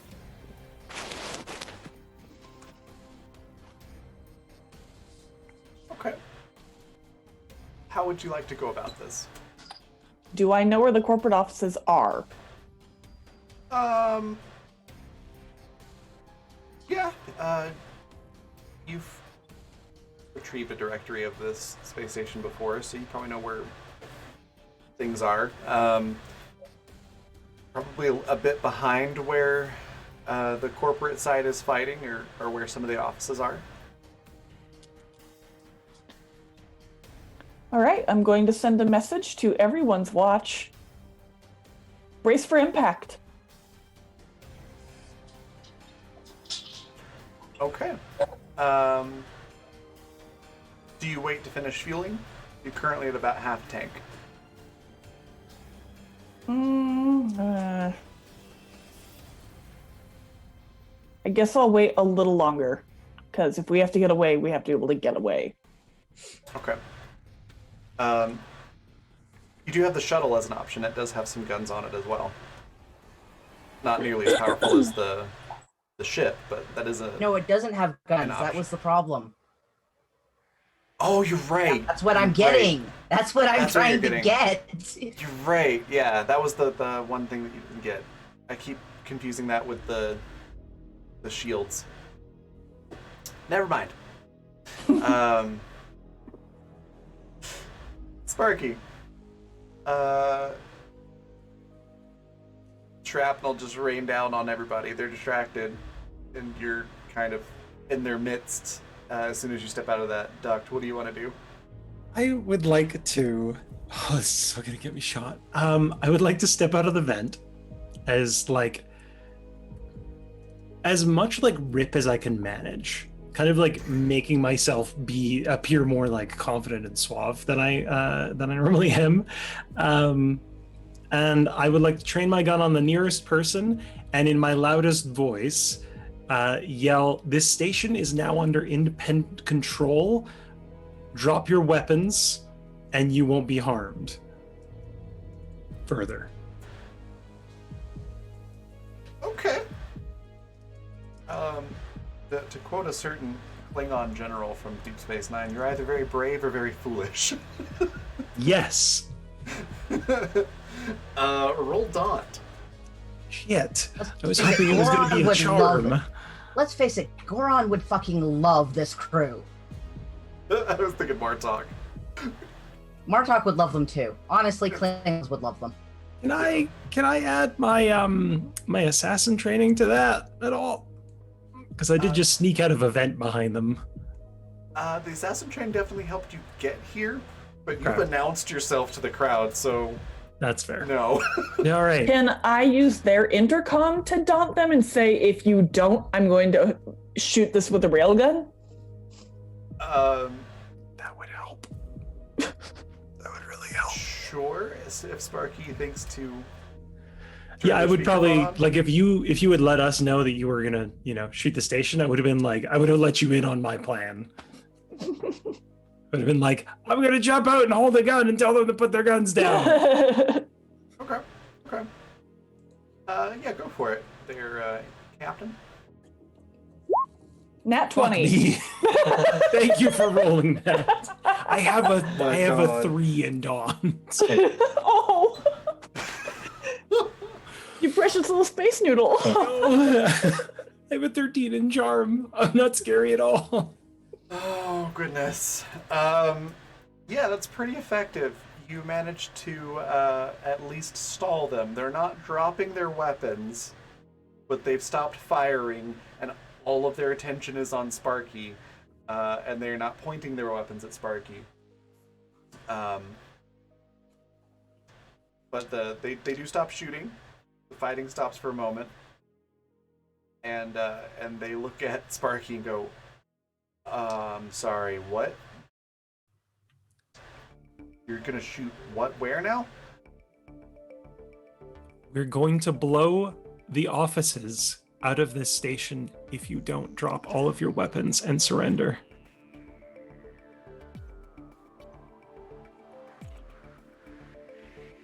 That'll kill you too.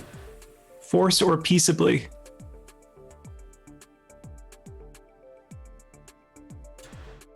At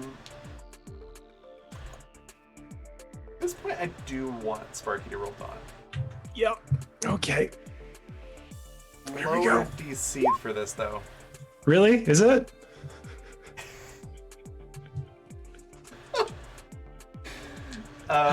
Sparky is not at all intimidating. Please take one of those crits. Nah. We do have 3 crits. That's true. So they believe. They believe that Captain is very deadly serious, but they're not entirely convinced that you're willing to die for this. So Right. they counteroffer you. And they say, "Look, your captain sounds very terrifying. If they're willing to sacrifice you, then I mean, what are you really getting out of this job?" What are you getting out of this job? Are you getting fair pay? Benefits? Are you getting anything in means of a pension or life savings? Are you insured? Do you feel like your corporation is doing you any better than you are doing for the people you employ? Or would you be better served taking care of yourselves? All of these guys are in like dirty and ripped up suits and ties and stuff like that. So they look at each other and like, "Oh, I mean, I get 2 weeks paid vacation. I get dental. You get dental, Johnny?" And he's like, "Yeah, I get dental. Yeah. I mean, we're pretty happy." I just want to kneecap these assholes. It's not what Sparky would do, but oh. This is like a fever dream. These are not nice people. No. If you want to jump back to the rest of the crew for a second, by all means. Sure. Can I shoot the body now?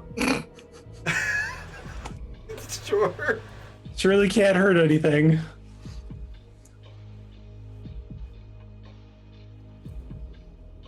Go ahead and roll your attack roll. A 19. So, I'm gonna roll a d6. okay.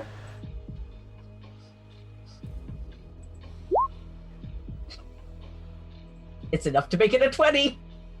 Okay. Yeah. I mean, you shoot where you're aiming. That's not really an issue. It is a body on the front of this gun, so it doesn't get like nearly the same kind of air that the bucket did. but it is enough to launch this body flailing like a rag doll, and it just lands draped over their barricade. Sort of bleeding on their side, and it freaks out several of them. Do they I'm believe we're helping. crazy now? Yeah, half of them go ahead and drop their weapons. The other half are pretty stubborn. But half of them have dropped their weapons and are cowering Okay. in the corner. I'm trying to think how to make this a charm and not a daunt. Ooh. No, this is probably still a daunt. I'll say it anyway. Just remember that we have more bodies than you do. Yeah, that's a daunt. Yeah. It's fine. It's fine. It's a 19. Not the worst I could have rolled. Yeah, you get about 2/3 of them to kind of stand down and say, hey, maybe we could talk. But the other third are pretty much dead set on just... I'm going to try and make eye contact with whoever's on the other side of like a...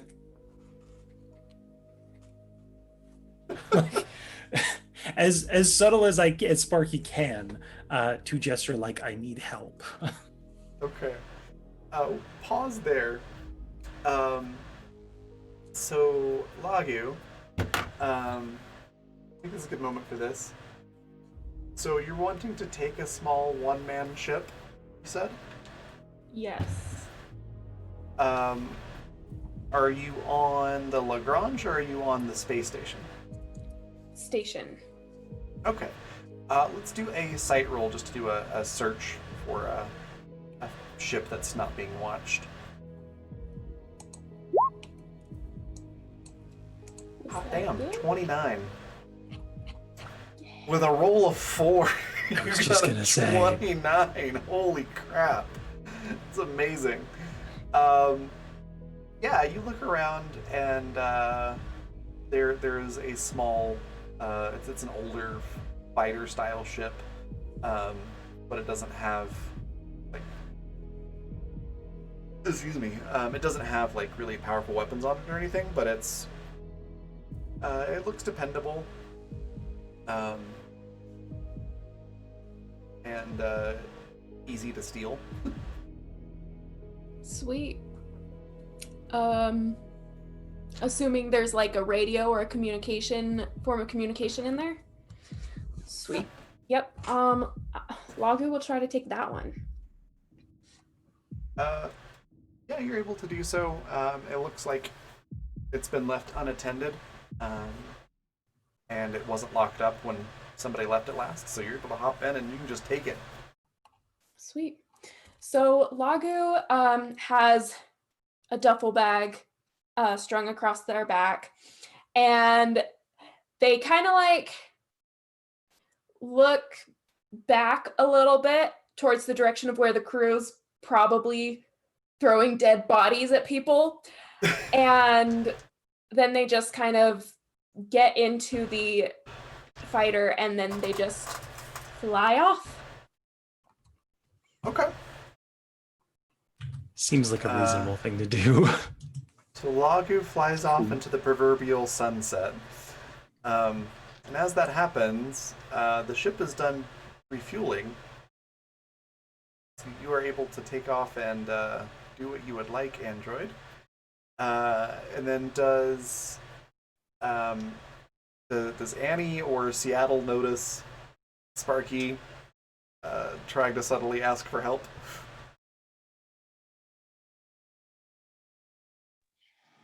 Sorry, I had to run for a minute. Can you No just do worries. a 10-second recap of what I just missed? Yeah, so let's see, Seattle that's- threw the body and it draped over the thingy. yeah, between that and Sparky, 2/3 of the corporate guys have said, well, maybe we can talk.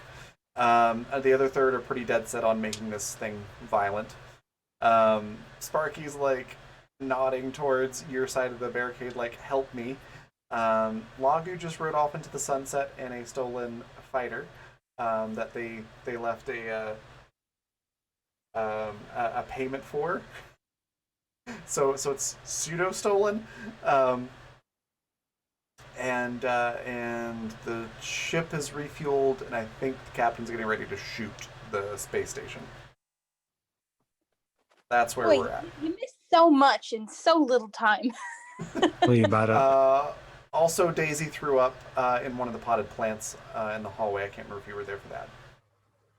I'm not surprised at all by that. So, yeah, Seattle notices. Seattle's going to look for another dead body. Because that seemed to work. There's a couple left. Points to one and gets Matt to help with the body. Is Seattle taking something off a supermarket shelf over here? There's a couple left. Yeah, we got a shipment of corpses last week. Yeah. Yep. There's a couple bodies. They're cold. Rigor mortis has set in. Well, just make it easier for them to aim. I like when you made bombs. Would you rather I made a bomb, Sparky, to help you? Can you make one out of the dead body? Oh god. I mean, yes. Let's not encourage. Do we still have those grenades? Not helping. Do we still have those? Okay, what weaponry do they have here behind this barricade that I can use to make a bomb to strap to the body, launch into them, and blow up? It's an excellent question. Roll sight to see what you find. Thank you, Jay. That was an excellent idea.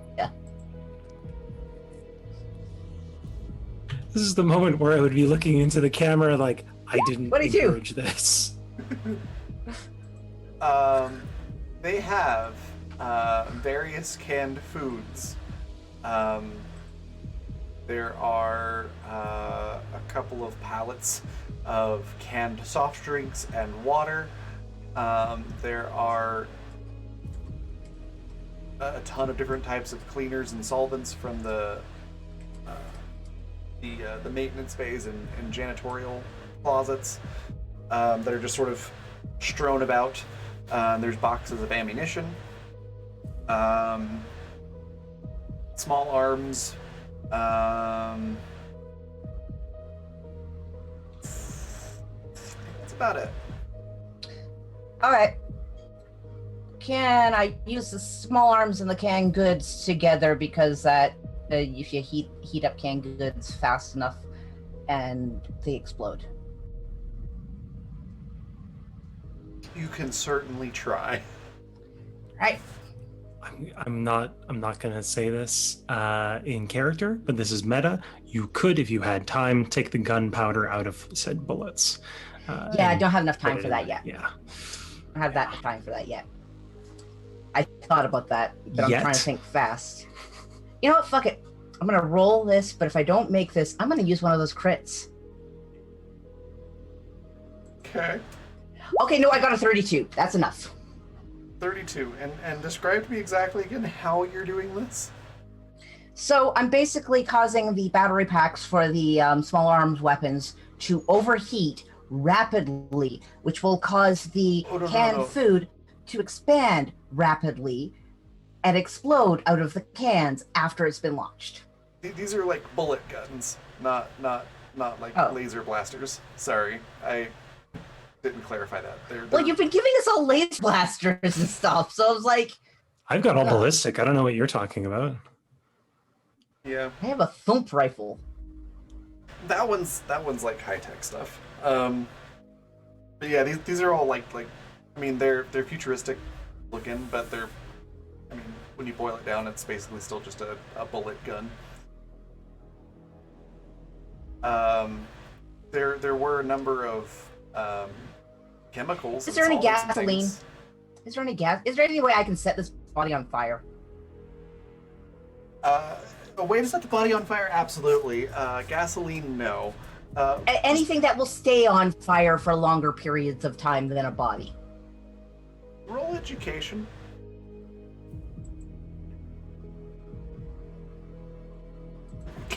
Jay, 21. please.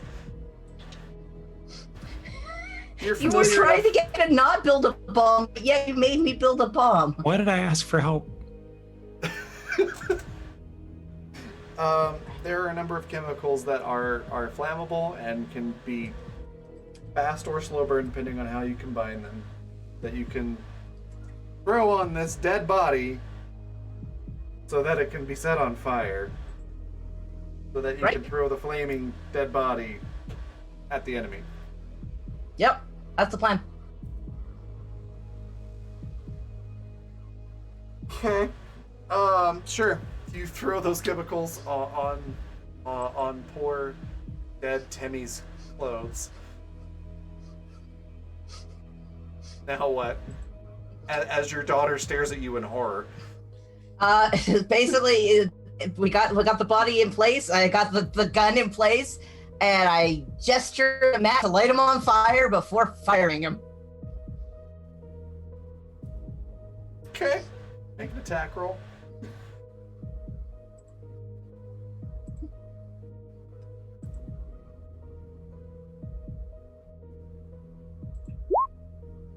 I'm gonna roll a d6. You don't have to. Oh, okay, I don't have to. Then I won't. It's fine. Raven, are you okay with this? I'm good. Are you sure? I'm looking at you on the stream. Are you sure you're okay with me doing this? I can stop. I'm good. It's just absolutely ridiculous.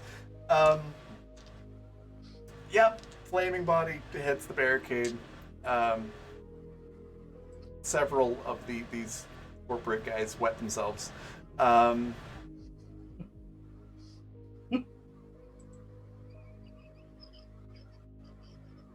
We're Jay, you're unionizing. Jay, you're the one in the most danger right now. Evens or odds? Odds. Okay. Odds is favorable for you. Evens is bad. And I rolled a 3. So there was a 50-50 chance that was either going to really freak them out and cause them to drop their weapons, or freak them out and make them open fire. Oh, good. I was worried it was going to be me getting hit with a flaming body. I feel like that might diminish our progress in this. No, that would have been a nat 1, and that would have been hilarious. But no, it freaks them out, and they think you're all monsters now. And a handful of them run away clutching their weapons, while the rest of them drop their weapons and cower in the corner. Okay. While they have dropped all their weapons, I'm going to make sure that each one of them is like, hands up, kind of like against the barricade thing, and I'll just secure all the weapons really carefully. Doing my best to avoid looking at Seattle and the bodies currently on the barricade, including the one that's on fire. Okay. Are there any like good fancy looking guns in that pile? You can answer that after, but I am looking. Okay. Captain, are you still planning to shoot things? Have I been notified that they stood down? Sparky's too busy looking at pretty guns, so probably not on my end. Then you're all going to hear a very loud target acquired. Fuck. Okay. So you can tell have they all stood down then? Not all of them. I mean, some of them still have their weapons, but are like retreating. So, Captain, you can see on your sensors exactly where all the crew are, and probably a couple dozen yards away from where Sparky is, you can see some heat signatures running away from the fight from the corporate side. They look like they're making a swift tactical retreat. Target unlocked. To the corporate offices? Yeah, Well- basically. That's where they're going. You don't necessarily have to unlock. True. Target How reacquired. many of the Union people could we fit on our ship theoretically? I mean, standing room only? Like, all of them probably. You could fit all of them in the cargo bay, like, comfortably. Maybe half a dozen. I mean, theoretically, they could just all get on the ship with us, and I could just nuke this thing from orbit. Like, I'm just saying.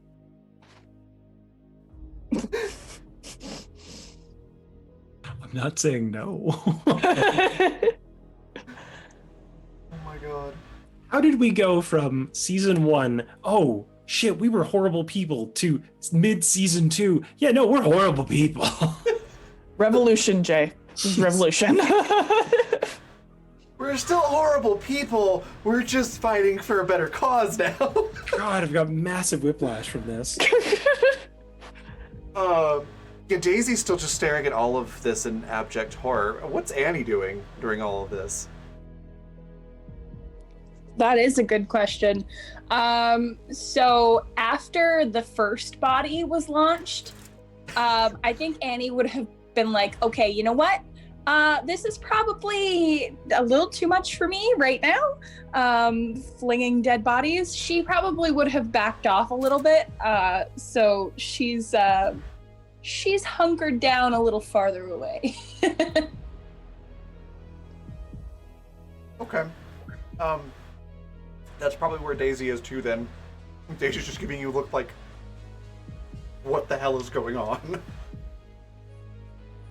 In this one instance, Annie is not focusing on the fact that she's not speaking to Daisy, and in just the regular, usual way that two ladies would be able to speak to each other by sheer eyebrows alone. She kind of gives Daisy the look of like, I have no fucking clue. Your best guess is probably better than mine. Yep. That's pretty much like where Daisy's at as well. It's like anything that happened prior to us stepping foot on the station doesn't matter in this moment. What the fuck's going on? Okay, so that's where they are. Captain, what would you like to do? You still haven't been notified that they've all stood down.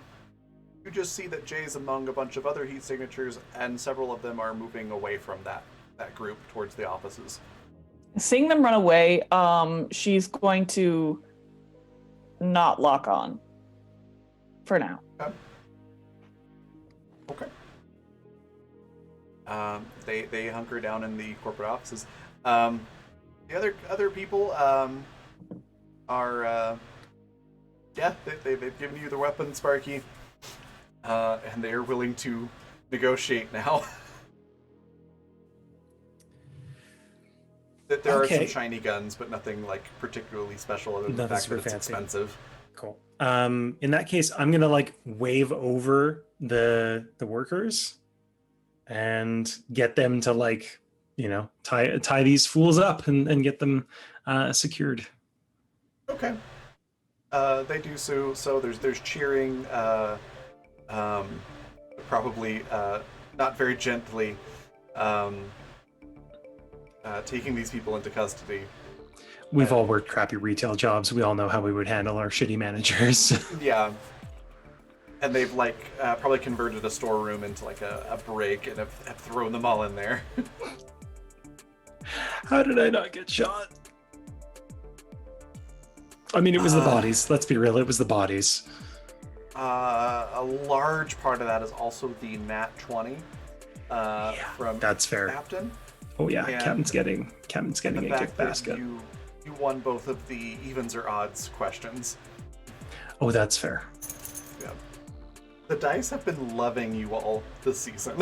Don't know why. After this, I really don't know why. We're the protagonists. That's what it is. We're the protagonists. We're horrible fucking people, though. Protagonist does not mean hero. It just means the person who's the story is being told about. Okay, that's fair. It's true. Okay. So as things have calmed down, there's still like half a dozen or so people that are now like barricaded into the corporate office that are refusing to leave or throw down their weapons. Okay. But basically, you've helped them take the majority of the station. Sparky's gonna seek out Daisy once everything's like calmed down. Okay. Daisy's probably not too far away from Annie, feeling that Annie's the only sane one at the moment. Not so much I want to be around Annie specifically as I want to be around some semblance of sanity. Yeah, that's a talk we'll have. Daisy, real sorry to interrupt. This is gonna sound like a really weird question. Space stations are modular, right? Depends on the station. Is how it this was station modular? constructed. I mean, circular. Okay. Because It could be. you know, I if guess. it were modular, and we somehow managed to, get control of those systems, we could potentially just jettison the office they're in. Oh, no, I don't think it's that kind of modular. No, okay. Don't tell Seattle I said that. He'll want to build a bomb. Oh God, please don't. No more. No more. Yeah, and Sparky will just kind of get up, shake their head, and walk somewhere quiet so that they can message Captain. Okay. Everything clear on your Seattle's end, looking Captain? pleased as fucking punch with him. So by the way, It fucking is. It's like posing with the sonic cannon. Daisy's just actively avoiding Seattle now. Wait, is the guy that Seattle hooked up with still here? Oh shit. I think that was a different space station, wasn't it? yeah, that was the station before this one. Oh yeah, you're right. Oh darn it! You're right. I was gonna say that'd be hilarious. That would have been. I mean, it's Seattle, and it's a space station full of people, so that's a valid. Hey, is there question. anybody that Seattle type on the workers side that he can foot with? Remind me again, who isn't Seattle's type? Anybody under 30. Yeah, there's a few people. All I can picture is Seattle going up to someone, leaning on the barricade, and going, "Hey, I'd launch Hey, your somebody." dead body at bureaucrats."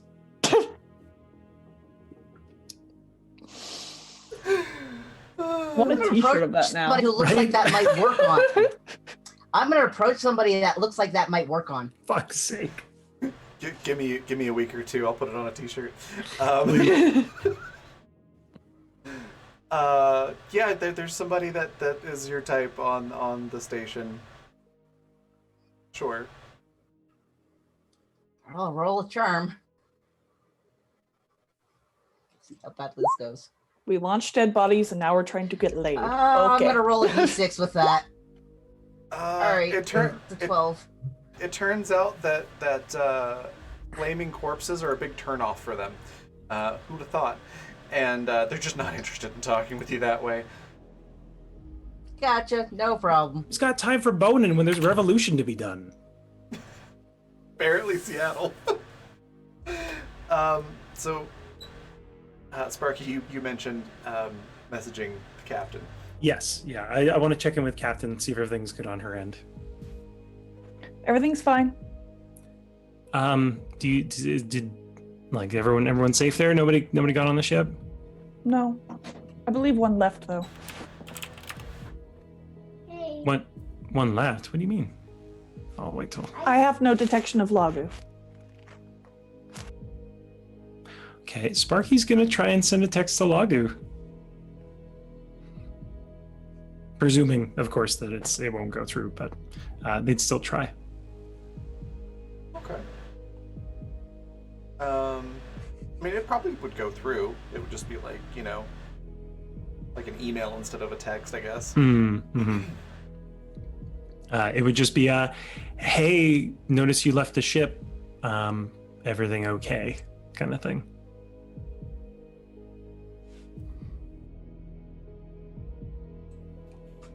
Somewhere out in space, Lagu gets a little buzz in their pocket. And they don't do anything about it because they're a responsible driver. It's amazing. Okay.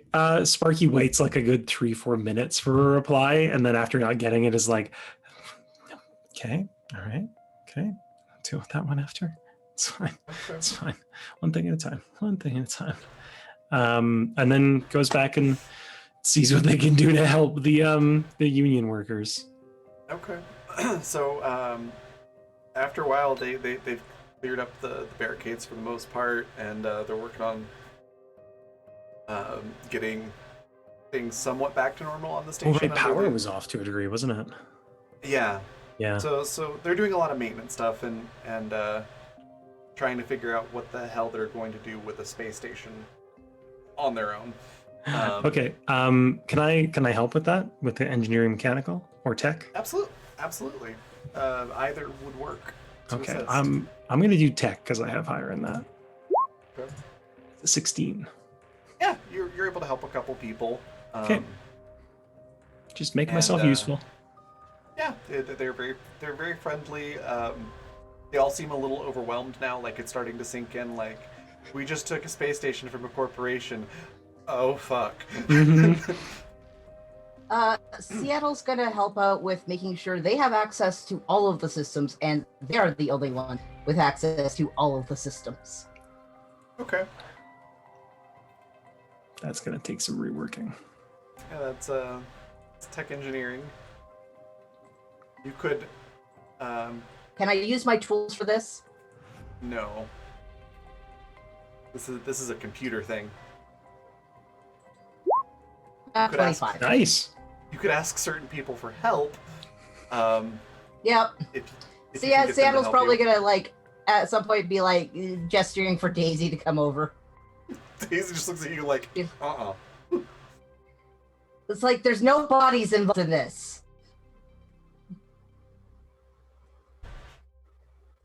Yeah, Daisy's just like, This is I'm for still not keeping over alive the- people alive. I'm still not over the last two bodies.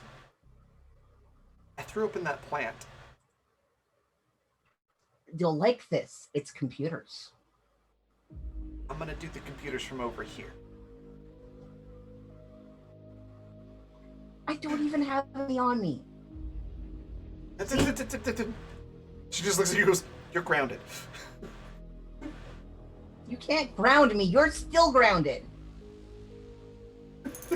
She just looks like, I don't care, you're grounded. And starts tapping on her tablet. Best family dynamic. That's a 39.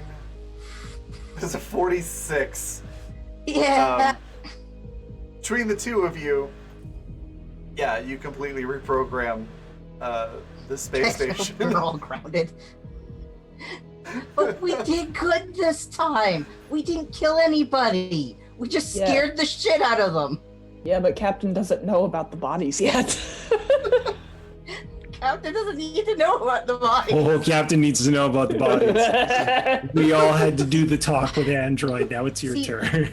The thing with the bodies is Seattle does not view dead bodies as being anything except for dead bodies. They are no longer people. They're basically just things. I just want to rewind there for a sec.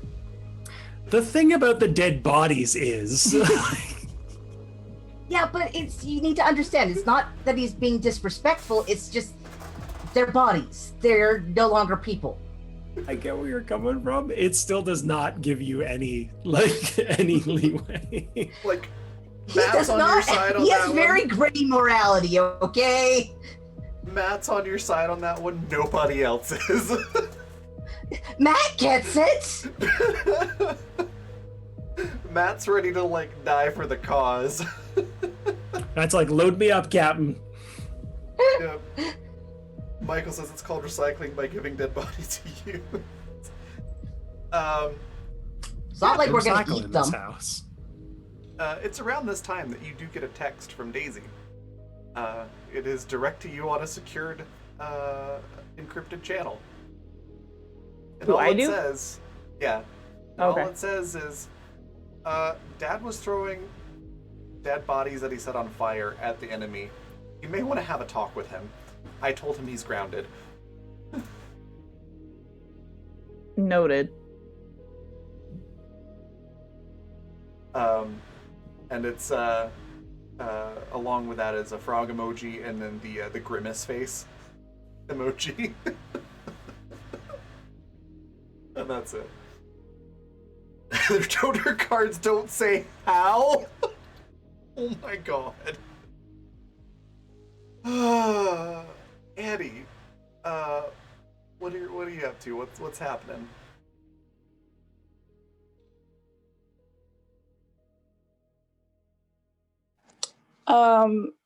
That's a good question. I have no idea. She's just kind of watching. It was funny because she was the one who was like, yes, cocks gun, goes inside, ready to fight. And then she was like, you know what? I think I might sit this one out. So she's just chilling. She's not doing much of anything. Okay. In that case, unless there's anything else that anyone wants to do, we'll fast forward, like, say another day. What's up, Jay? No, I was saying that's a good idea. Okay. Yeah. I gotcha. We'll fast forward, say, a day. All the power is back onto the station. The now Union guys have full control of the station, except for the corporate offices, which are still barricaded. And those half a dozen or so suits are still holding that position pretty well. Can we have maybe like shut off power and things to their area? Yeah, you've got full control, so you can turn off power to it, but they're still staying there. They're entrenched. That's fine. Just means they can't call out. Yeah. Not that they probably already didn't call out, but Yeah, I'm pretty sure headquarters knows what's happening here. So it's been about a day. Things have calmed down. Dead bodies have been cleaned up and secured, given proper, respectful attention of burial or otherwise funerary processes. launched out of a sonic cannon from the launch pad. We know. Standard. Apps plays in the background. Oh, I would like to go. Instead of the 21 gun salute, it's the 21 thump salute. Oh my god. We're the baddies. Yeah. So Matt goes to talk to Captain, actually. In person. And says, alright, so we took the station. We tried to do the whole talking and negotiating thing. We formed the union, and they didn't like that. And well, I mean, you saw it devolved a bit into what you saw. So now we have the station, and I'm pretty sure the company's gonna want it back. What do we do now?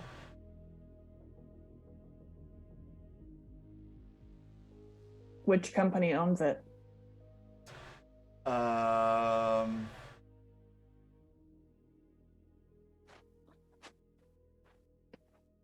Fuel Stop Incorporated.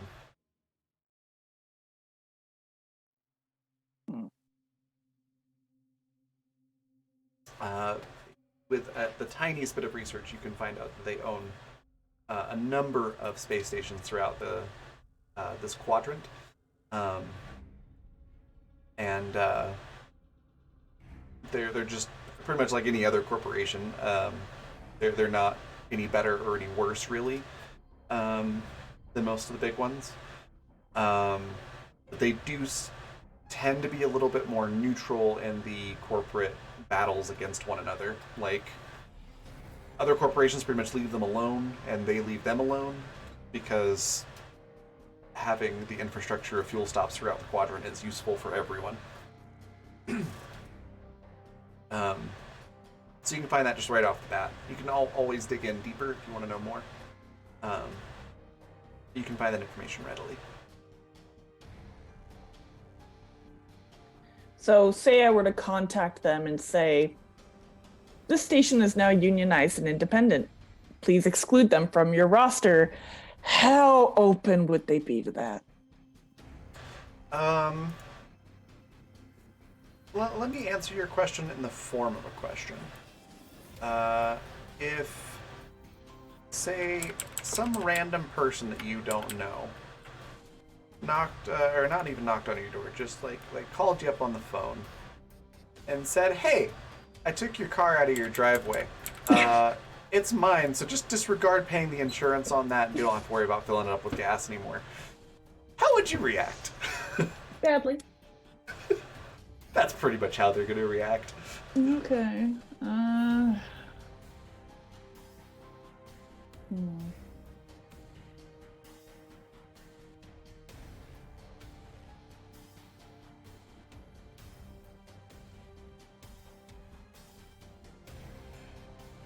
I hope you're all not waiting for me to come up with a solution for this one. I mean, Matt's waiting on an answer, but... I have some suggestions, having been in a union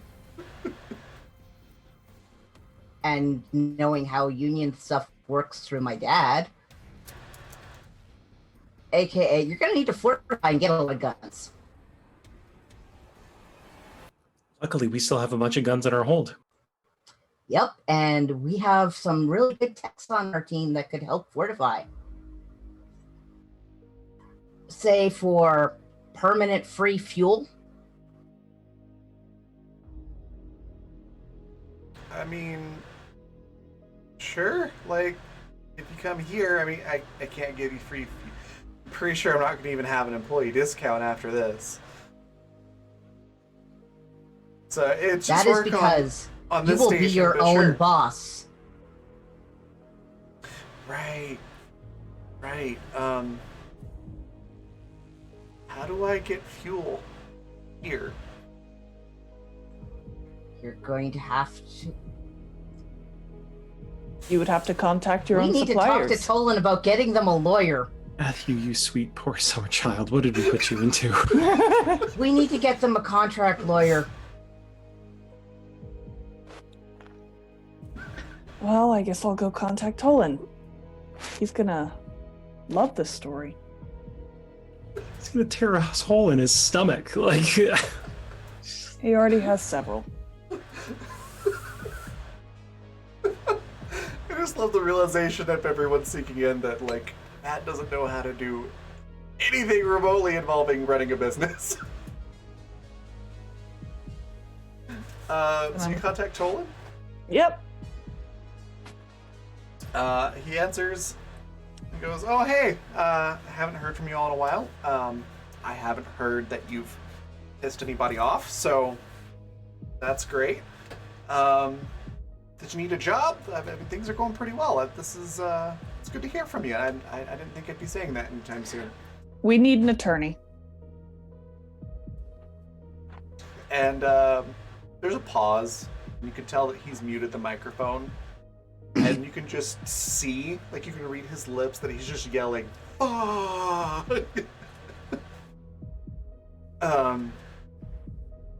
He pulls out a bottle of antacids, which is usually on his desk, but this time it was like in a drawer. Pulls that back out, sets it back on the desk, unmutes the line and goes, "Why?" A group of independent workers have decided to unionize, and Okay, that's a terrible idea. they don't know how to run a business. I'm shocked.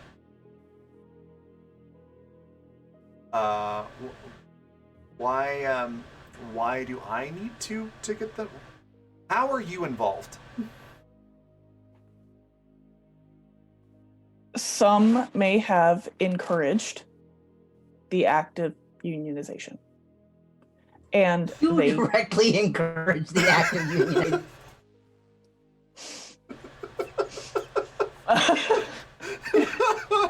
Jay, you're muted. I put in the wrong program. Android's going to need to have a talk with Android after this. Yeah, I need to go power cycle myself. But also Lagu left. Lagu's gone. Okay. Their contract was up, so I guess that makes sense. Yeah, they left, but we need the attorney. All right, I can forward you some names of good ones. That's about as involved as I'm willing to get in whatever the mess you've gotten yourself into. That's understandable. Have you heard any whisperings from the cartel? I hear lots of whisperings from the cartel. You're gonna have to be more specific. Anything a little more aggressive lately? Perhaps about a kidnapping? Somebody tried to kidnap one of the boss's nephew, niece, something like that. There's some people without kneecaps now. That was pretty aggressive. That's about all I've heard. Nothing about any of their own prisoners going missing?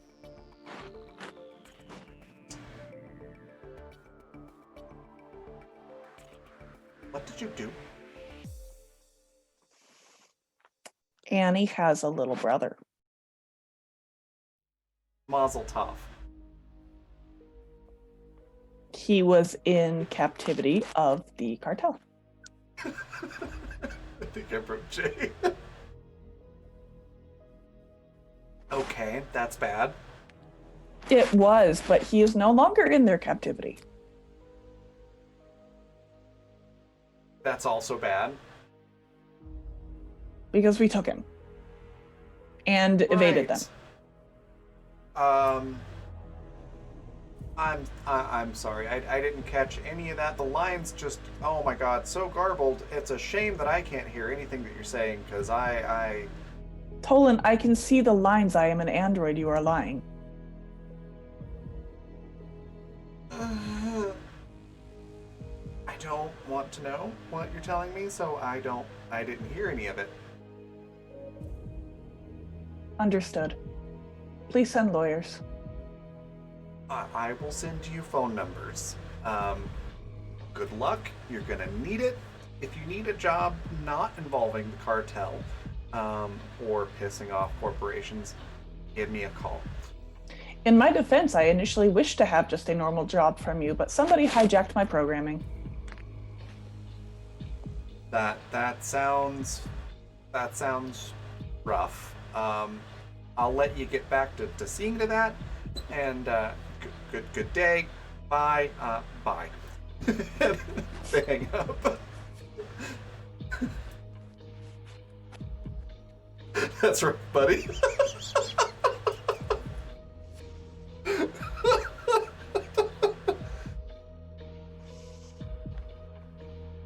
I just walk back out of the ship and say, I have phone numbers. and yeah, he sends over a list of very expensive, very good lawyers. That's just like, okay, so, which one of these do I call about the fuel then? These are not about the fuel. These are about the rights you are going to have after you have declared independence. Right. I mean, technically we, broke the law. Yes, several. So,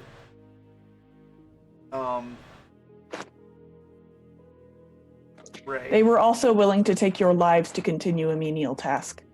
Was that worth it? That does sound like the corporations, I guess. I'll talk to these people, I guess. Thanks. And Matt walks away looking pretty overwhelmed.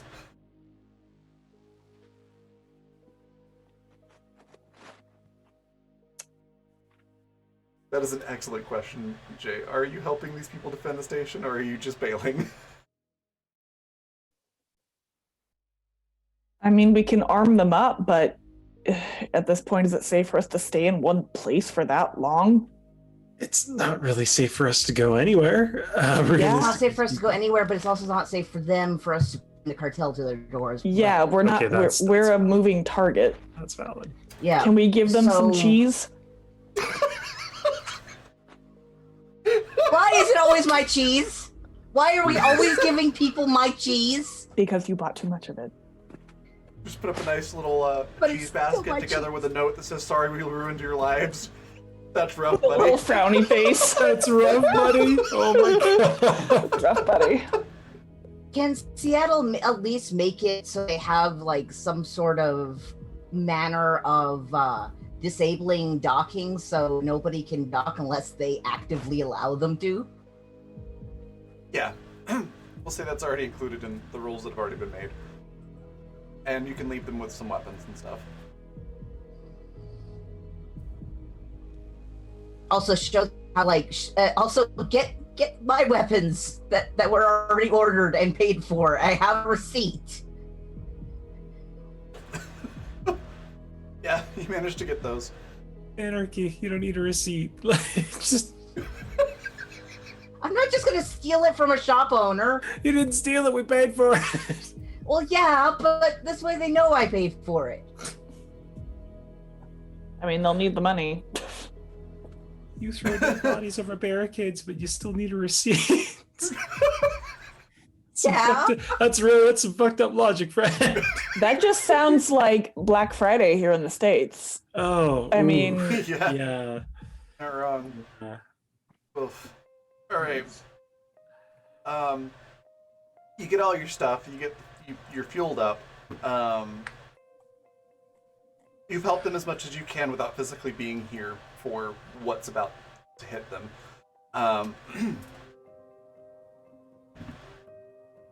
What would you like to do now? You know what I'd actually like to do? I'd like to give them the contact of those miners that we helped. Okay. Yeah. That is a fantastic idea. Because clearly, they're also anti-corpo. Maybe they can do a little collab with this business. Are we accidentally creating the new workers' code? There's no accident. We started this. I refuse to see this We're crashing. going to earth make before it even the goes. space workers go up. Gonna give these See, people a so- fighting so- chance. God damn it! So you've made two separate independent worker places, Mm-hmm. and now That's what the co-op gas stations are across Canada. And now you've They're a bunch. We're They're a bunch networking. of. you've unified them. Yeah. Yeah, this can only go well. Only. absolutely. Daisy also sends a note to Matt with Lagu's contact information.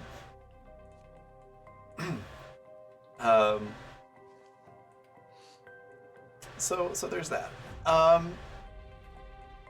What else would you all like to do for this session?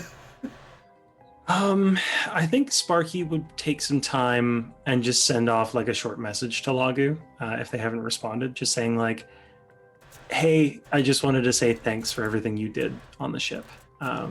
We wouldn't have made it through some of that shit without you, and I hope we didn't cause you to leave with what we did, but also we're kind of fucked up. So I hope you do well with whatever you're doing, and if you ever need a hand, just call."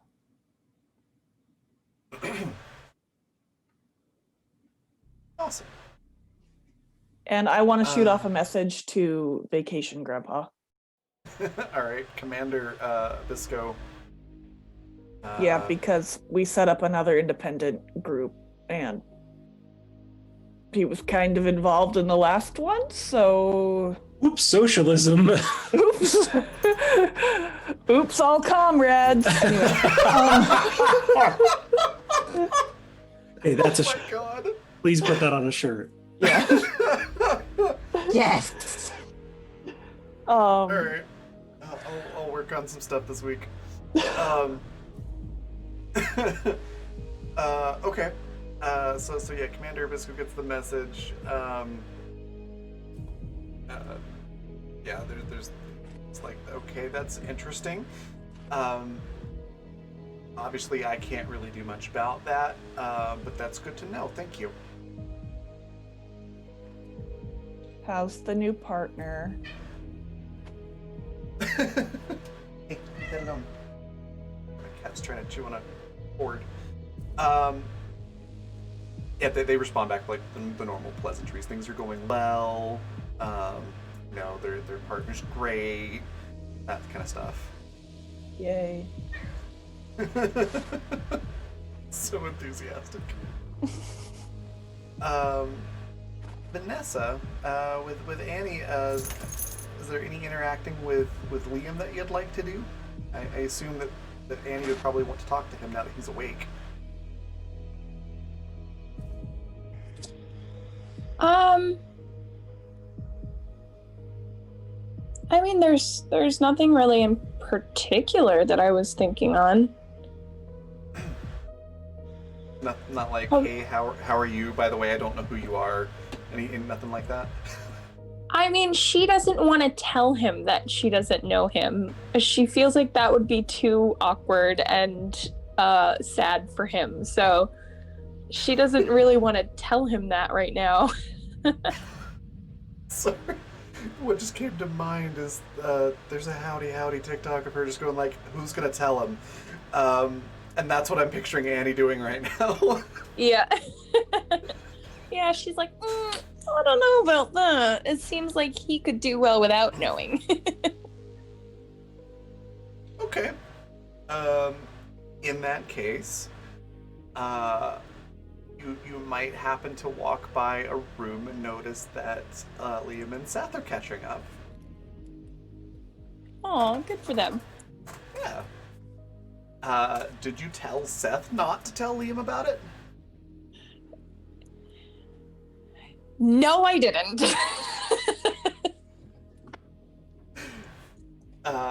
Would you No, like I did not. Would you like to intervene in the conversation that's happening? Well, I guess that depends on what part Annie walks in on. Because I mean, if Seth is in the middle of telling him, then I guess there's not really a whole lot she can do about it. Seth's not like going out of his way to tell Liam about it, but it's Seth, and he's talking about everything that's happened on the ship before Liam got here. So it's a safe bet that he's probably gonna say something about how everybody doesn't have their memories. He's not saying that right now, but you can tell that's where the conversation's headed if you want to interject.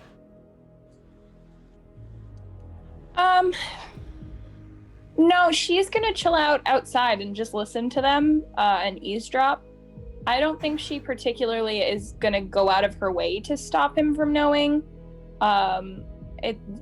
She's not gonna do one of those comedy show things where like anytime anybody opens their mouth, she's like, "So about the weather yesterday." So you're not gonna. So how are the pork ask them if chops? they? You beat me to it. Sorry, Okay. what did you say? Jay just said, so how's the pork chops? Yes, exactly. She'll let Seth say what Seth is gonna say. Okay. So Seth is recounting basically all of your shenanigans and things from the point that they joined the crew or were sort of coerced into joining the crew up to this point. Forcibly adopted. I would like to know what Liam's reaction is to Seth putting a gun to his sister's head. Does Seth leave that part out? Because I feel like he might leave that part out. Yeah, Seth doesn't. Seth leaves out the details of that and just says, "Yeah, so your sister interrupted, and so I may have had to threaten her a bit, but then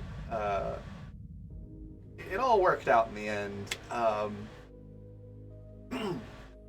I got caught, and some things happened, and then I joined the crew. That's kind of how the conversation goes." just Right. glosses over the whole capture and, not having clothes and things like that. Annie hears that and she just like rolls her eyes.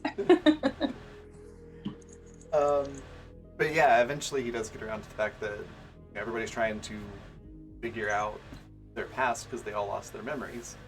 And Liam seems a little bit surprised at that, and like, wait, so like they don't know who they are or anything about their past lives? And Seth's like, yeah, no, it's really weird. They don't can't remember their past lives or what they did before or like their friends or family or I shouldn't have said that.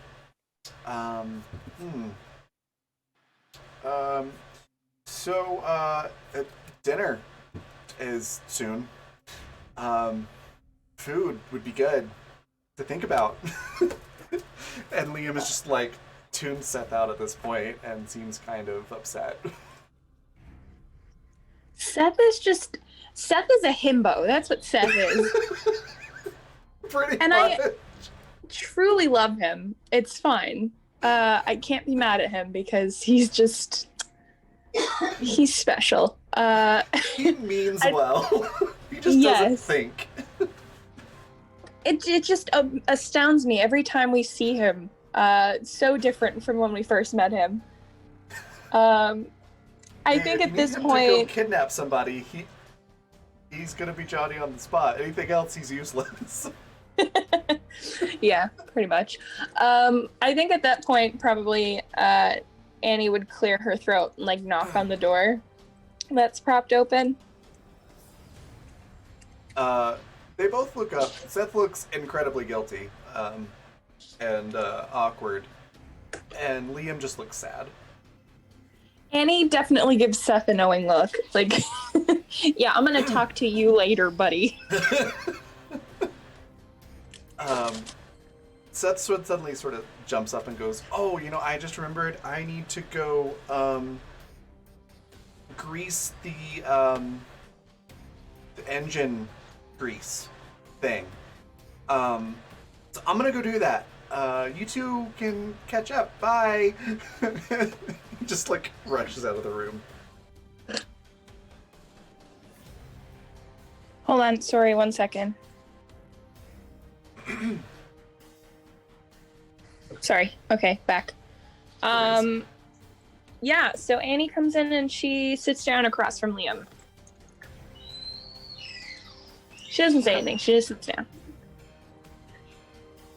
So Liam just looks sad and is like, "So you really don't remember anything?" Not from before we woke up on the ship, no. Not really. So, and that means like you don't really remember me then, huh?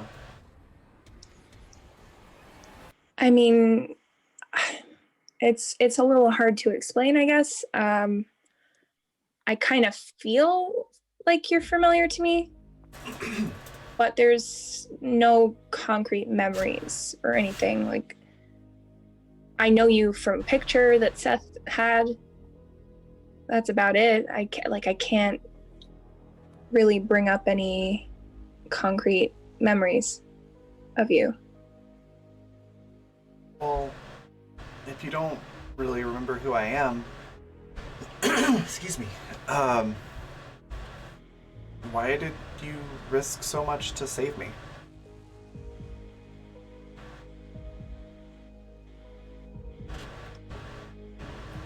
I guess, I mean, you're still my little brother, right? I wanted to come save you. I might not remember you, but you're still family, aren't you? Of course. Okay, well, that's,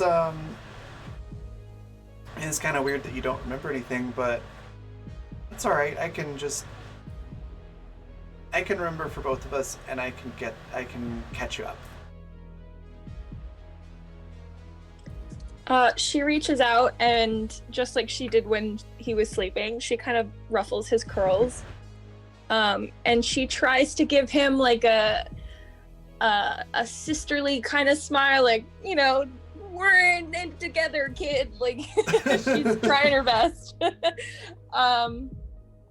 But the kind of overdone aspect of that kind of fades away, and she does give him a genuine smile. It's just a tiny smile.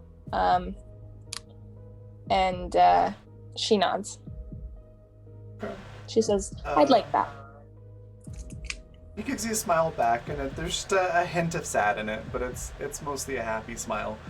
And he says, all right, so, age 4. And he starts going into your entire family history as the camera sort of pans out of the room.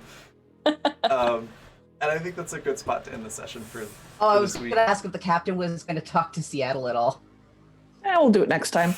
A good note We to start can do on. that. We can do that as well if you want to, or we can save it. I'll save it for next time. Get people real confused about why Seattle's getting in trouble for bodies. All Oh, right. jeez. That was fantastic, everybody. Yay! Flaming corpses and all. You Before we let me go- improv. You let me improv. You encouraged it. I did not enable any of this. I just want the Oh, record to show. It's not like you're building a bomb.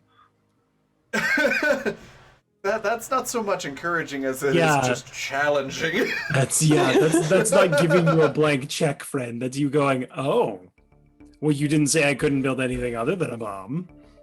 I built a corpse cannon. And I will let the record show that I did not encourage anything. I merely allowed it. Yeah.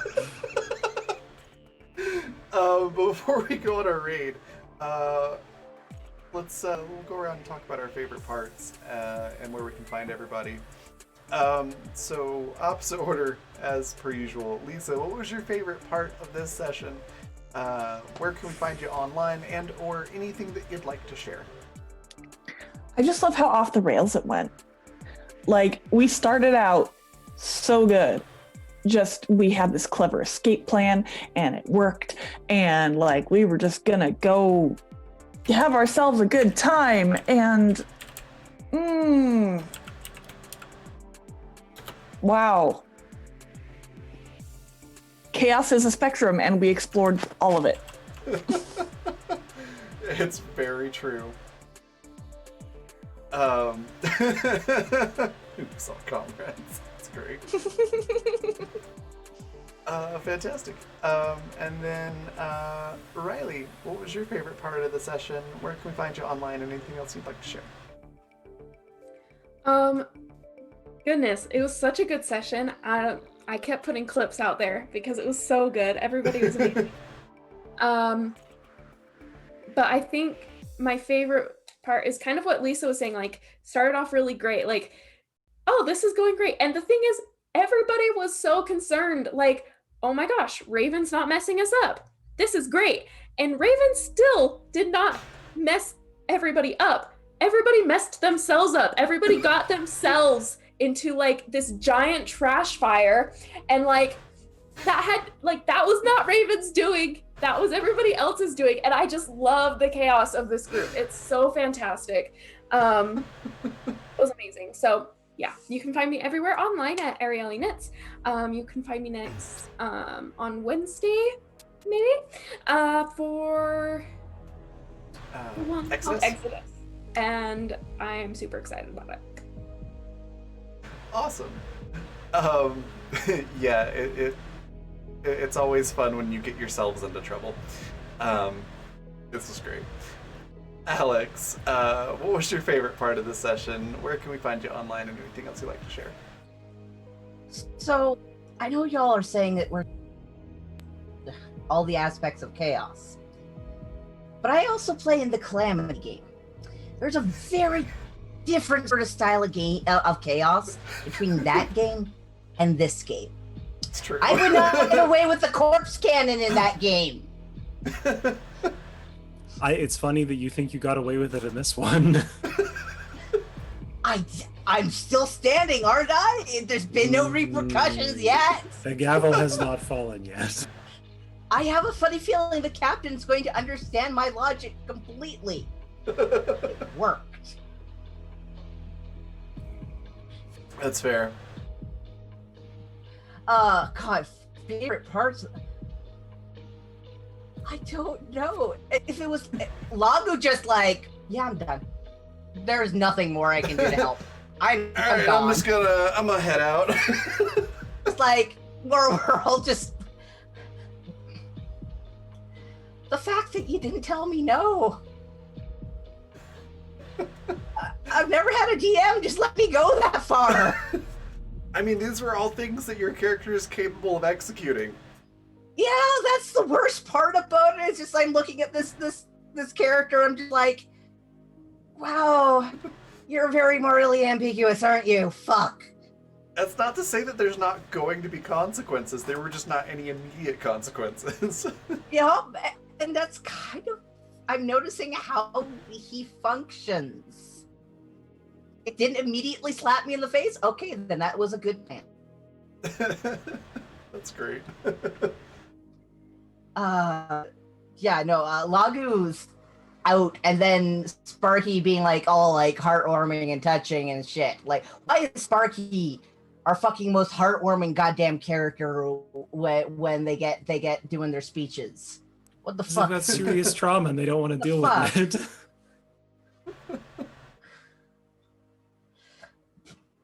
Yeah, you can find me here on Tuesday, where I will be in Calamity, where I play a very different style of character, different sort of chaos energy, very different sort of chaos energy.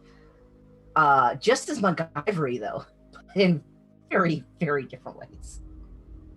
Less corpse cannon. Less corpse cannon. I wouldn't put it I'm gonna past have Al, to use though. corpse cannon for something else now, too, because this was brilliant. I'm gonna have to use this again and again. Oh my god. You can Was also there find me anything else? on Twitter at Agent Boss or at CanChaosArt. Perfect. Oh, okay. Vanessa, favorite part, where can we find it? Anything else you'd like to share? This session was just all over the place. At times it felt too easy, at other times it felt too chaotic. Not sure how we all made out of it in one piece, but you know what? Count your blessings. We did it. So on to the next, I suppose. But yeah, I enjoyed the whole thing.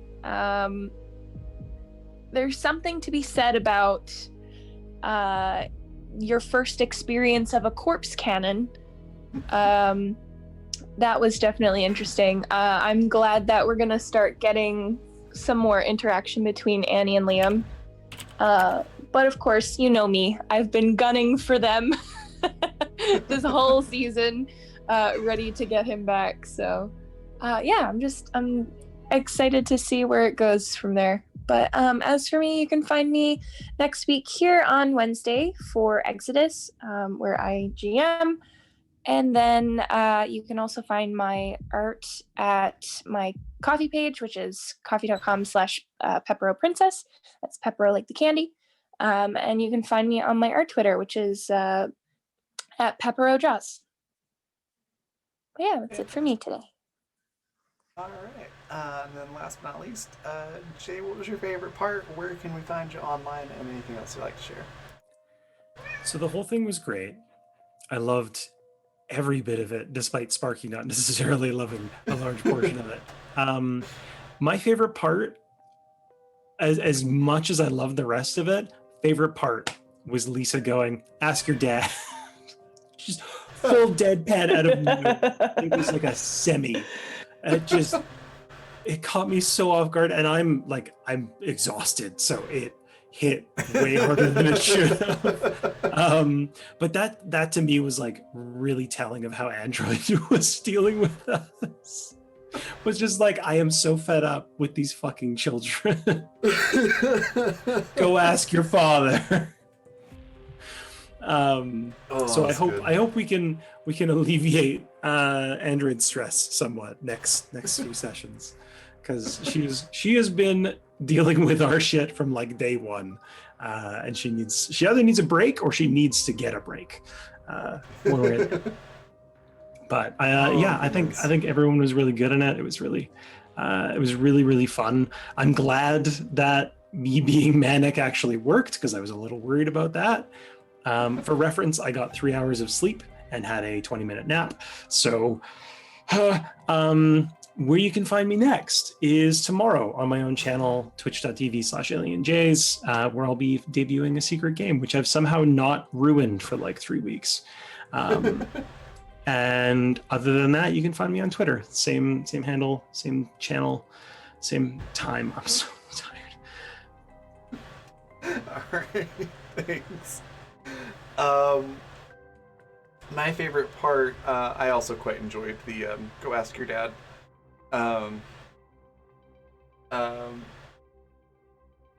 Like, and then the mom, you need to talk to dad about the corpses. Yeah. The whole thing was great. It's hard to pick a favorite part. I did kind of enjoy just how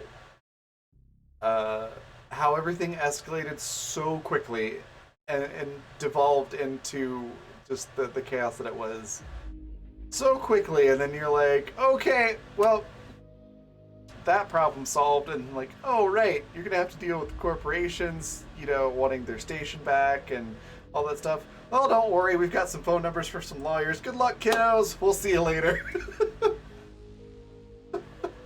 As soon as he hung up, he removed our number from the Rolodex. Yeah. It's like sending your kid off to college when they're so ill prepared. You're just like, okay, bye. Yep. It's the realization of like, wow, I've done nothing to prepare you for what's coming, but oh well. It's going to be interesting to see how that plays out. So I really enjoyed that as well, but all of it was fantastic. You can find me next on Tuesday GMing Hunters of Calamity 2. That's at 6 p.m. Mountain Time on Tuesday. And then also for Exodus on Wednesday at 7 p.m. Mountain Time. If you like chaos insanity, come to Calamity. Yeah, it's a Borderlands-inspired game, so it's much chaos. Much chaos, much violence. Let's cut it out. Cats being obnoxious. Aside from that, I might be streaming some more Phasmophobia over the next couple days as well. Whenever we feel like playing, or possibly some Among Us. We'll see. But aside from that, cool stuff on Patreon to check out. The soundtracks for the games are available for download on Patreon. For this game, for Water from last season, and Hunters of Calamity 2. And then before the end of the month, we'll also have a soundtrack for Neon Devils, Exodus, and School Days, which will be available for download as well. So really cool stuff coming over to Patreon, as well as a bunch of new art that's up there and will be added soon. I have so many ideas to work on just from this episode. So definitely check that out. I also have a handy dandy link tree, which I should have grabbed the link for. But if you go to my Twitter and look at my bio, my link tree's in there, and that's got links for everything from the Etsy store. You can get merch from all the shows and stuff, to my portfolio, socials, TikTok, all of it. So check that out. My Amazon wishlist is on there too. If you, for some reason, feel like buying me something off of that, you don't have to, but it's there if you have the desire. I think that was all. Oh, thanks, Jake. There it is in chat. I think that's all I had to announce. There's one more thing. My brain is all over the place. ADHD is kicking in. Next Saturday, we're going to have a one-shot called The Immortals, also on Fundamental RPG. There are 3 player spots left out of 6. It's going to be really fun. You can play a character from any time period that you would like, but the game is going to be set in a modern setting. And the reason you could play somebody from the 1500s if you wanted to, is because all of the player characters have limited immortality. So that's sort of the twist of the game. It's going to be a lot of fun. If you'd like to play in that, just let me know in a DM on Twitter or in Discord. Also on Discord, we had so many clips from this episode, and we do have a channel in Discord called Black Feather Clips. So you can go check all of those out. If you took any from this game, feel free to post a link to it in there as well, and you can check all that out. But for now, we're going to go raid Milady Saito, who is playing some Among Us. We've got our raid cry there of "That's rough, buddy." Oops, all comrades would also make a fantastic raid cry. Feel free to use either one. But with that, we're going to head out and go on our raid. So I will see you all on Tuesday, if not sooner. Bye, everybody.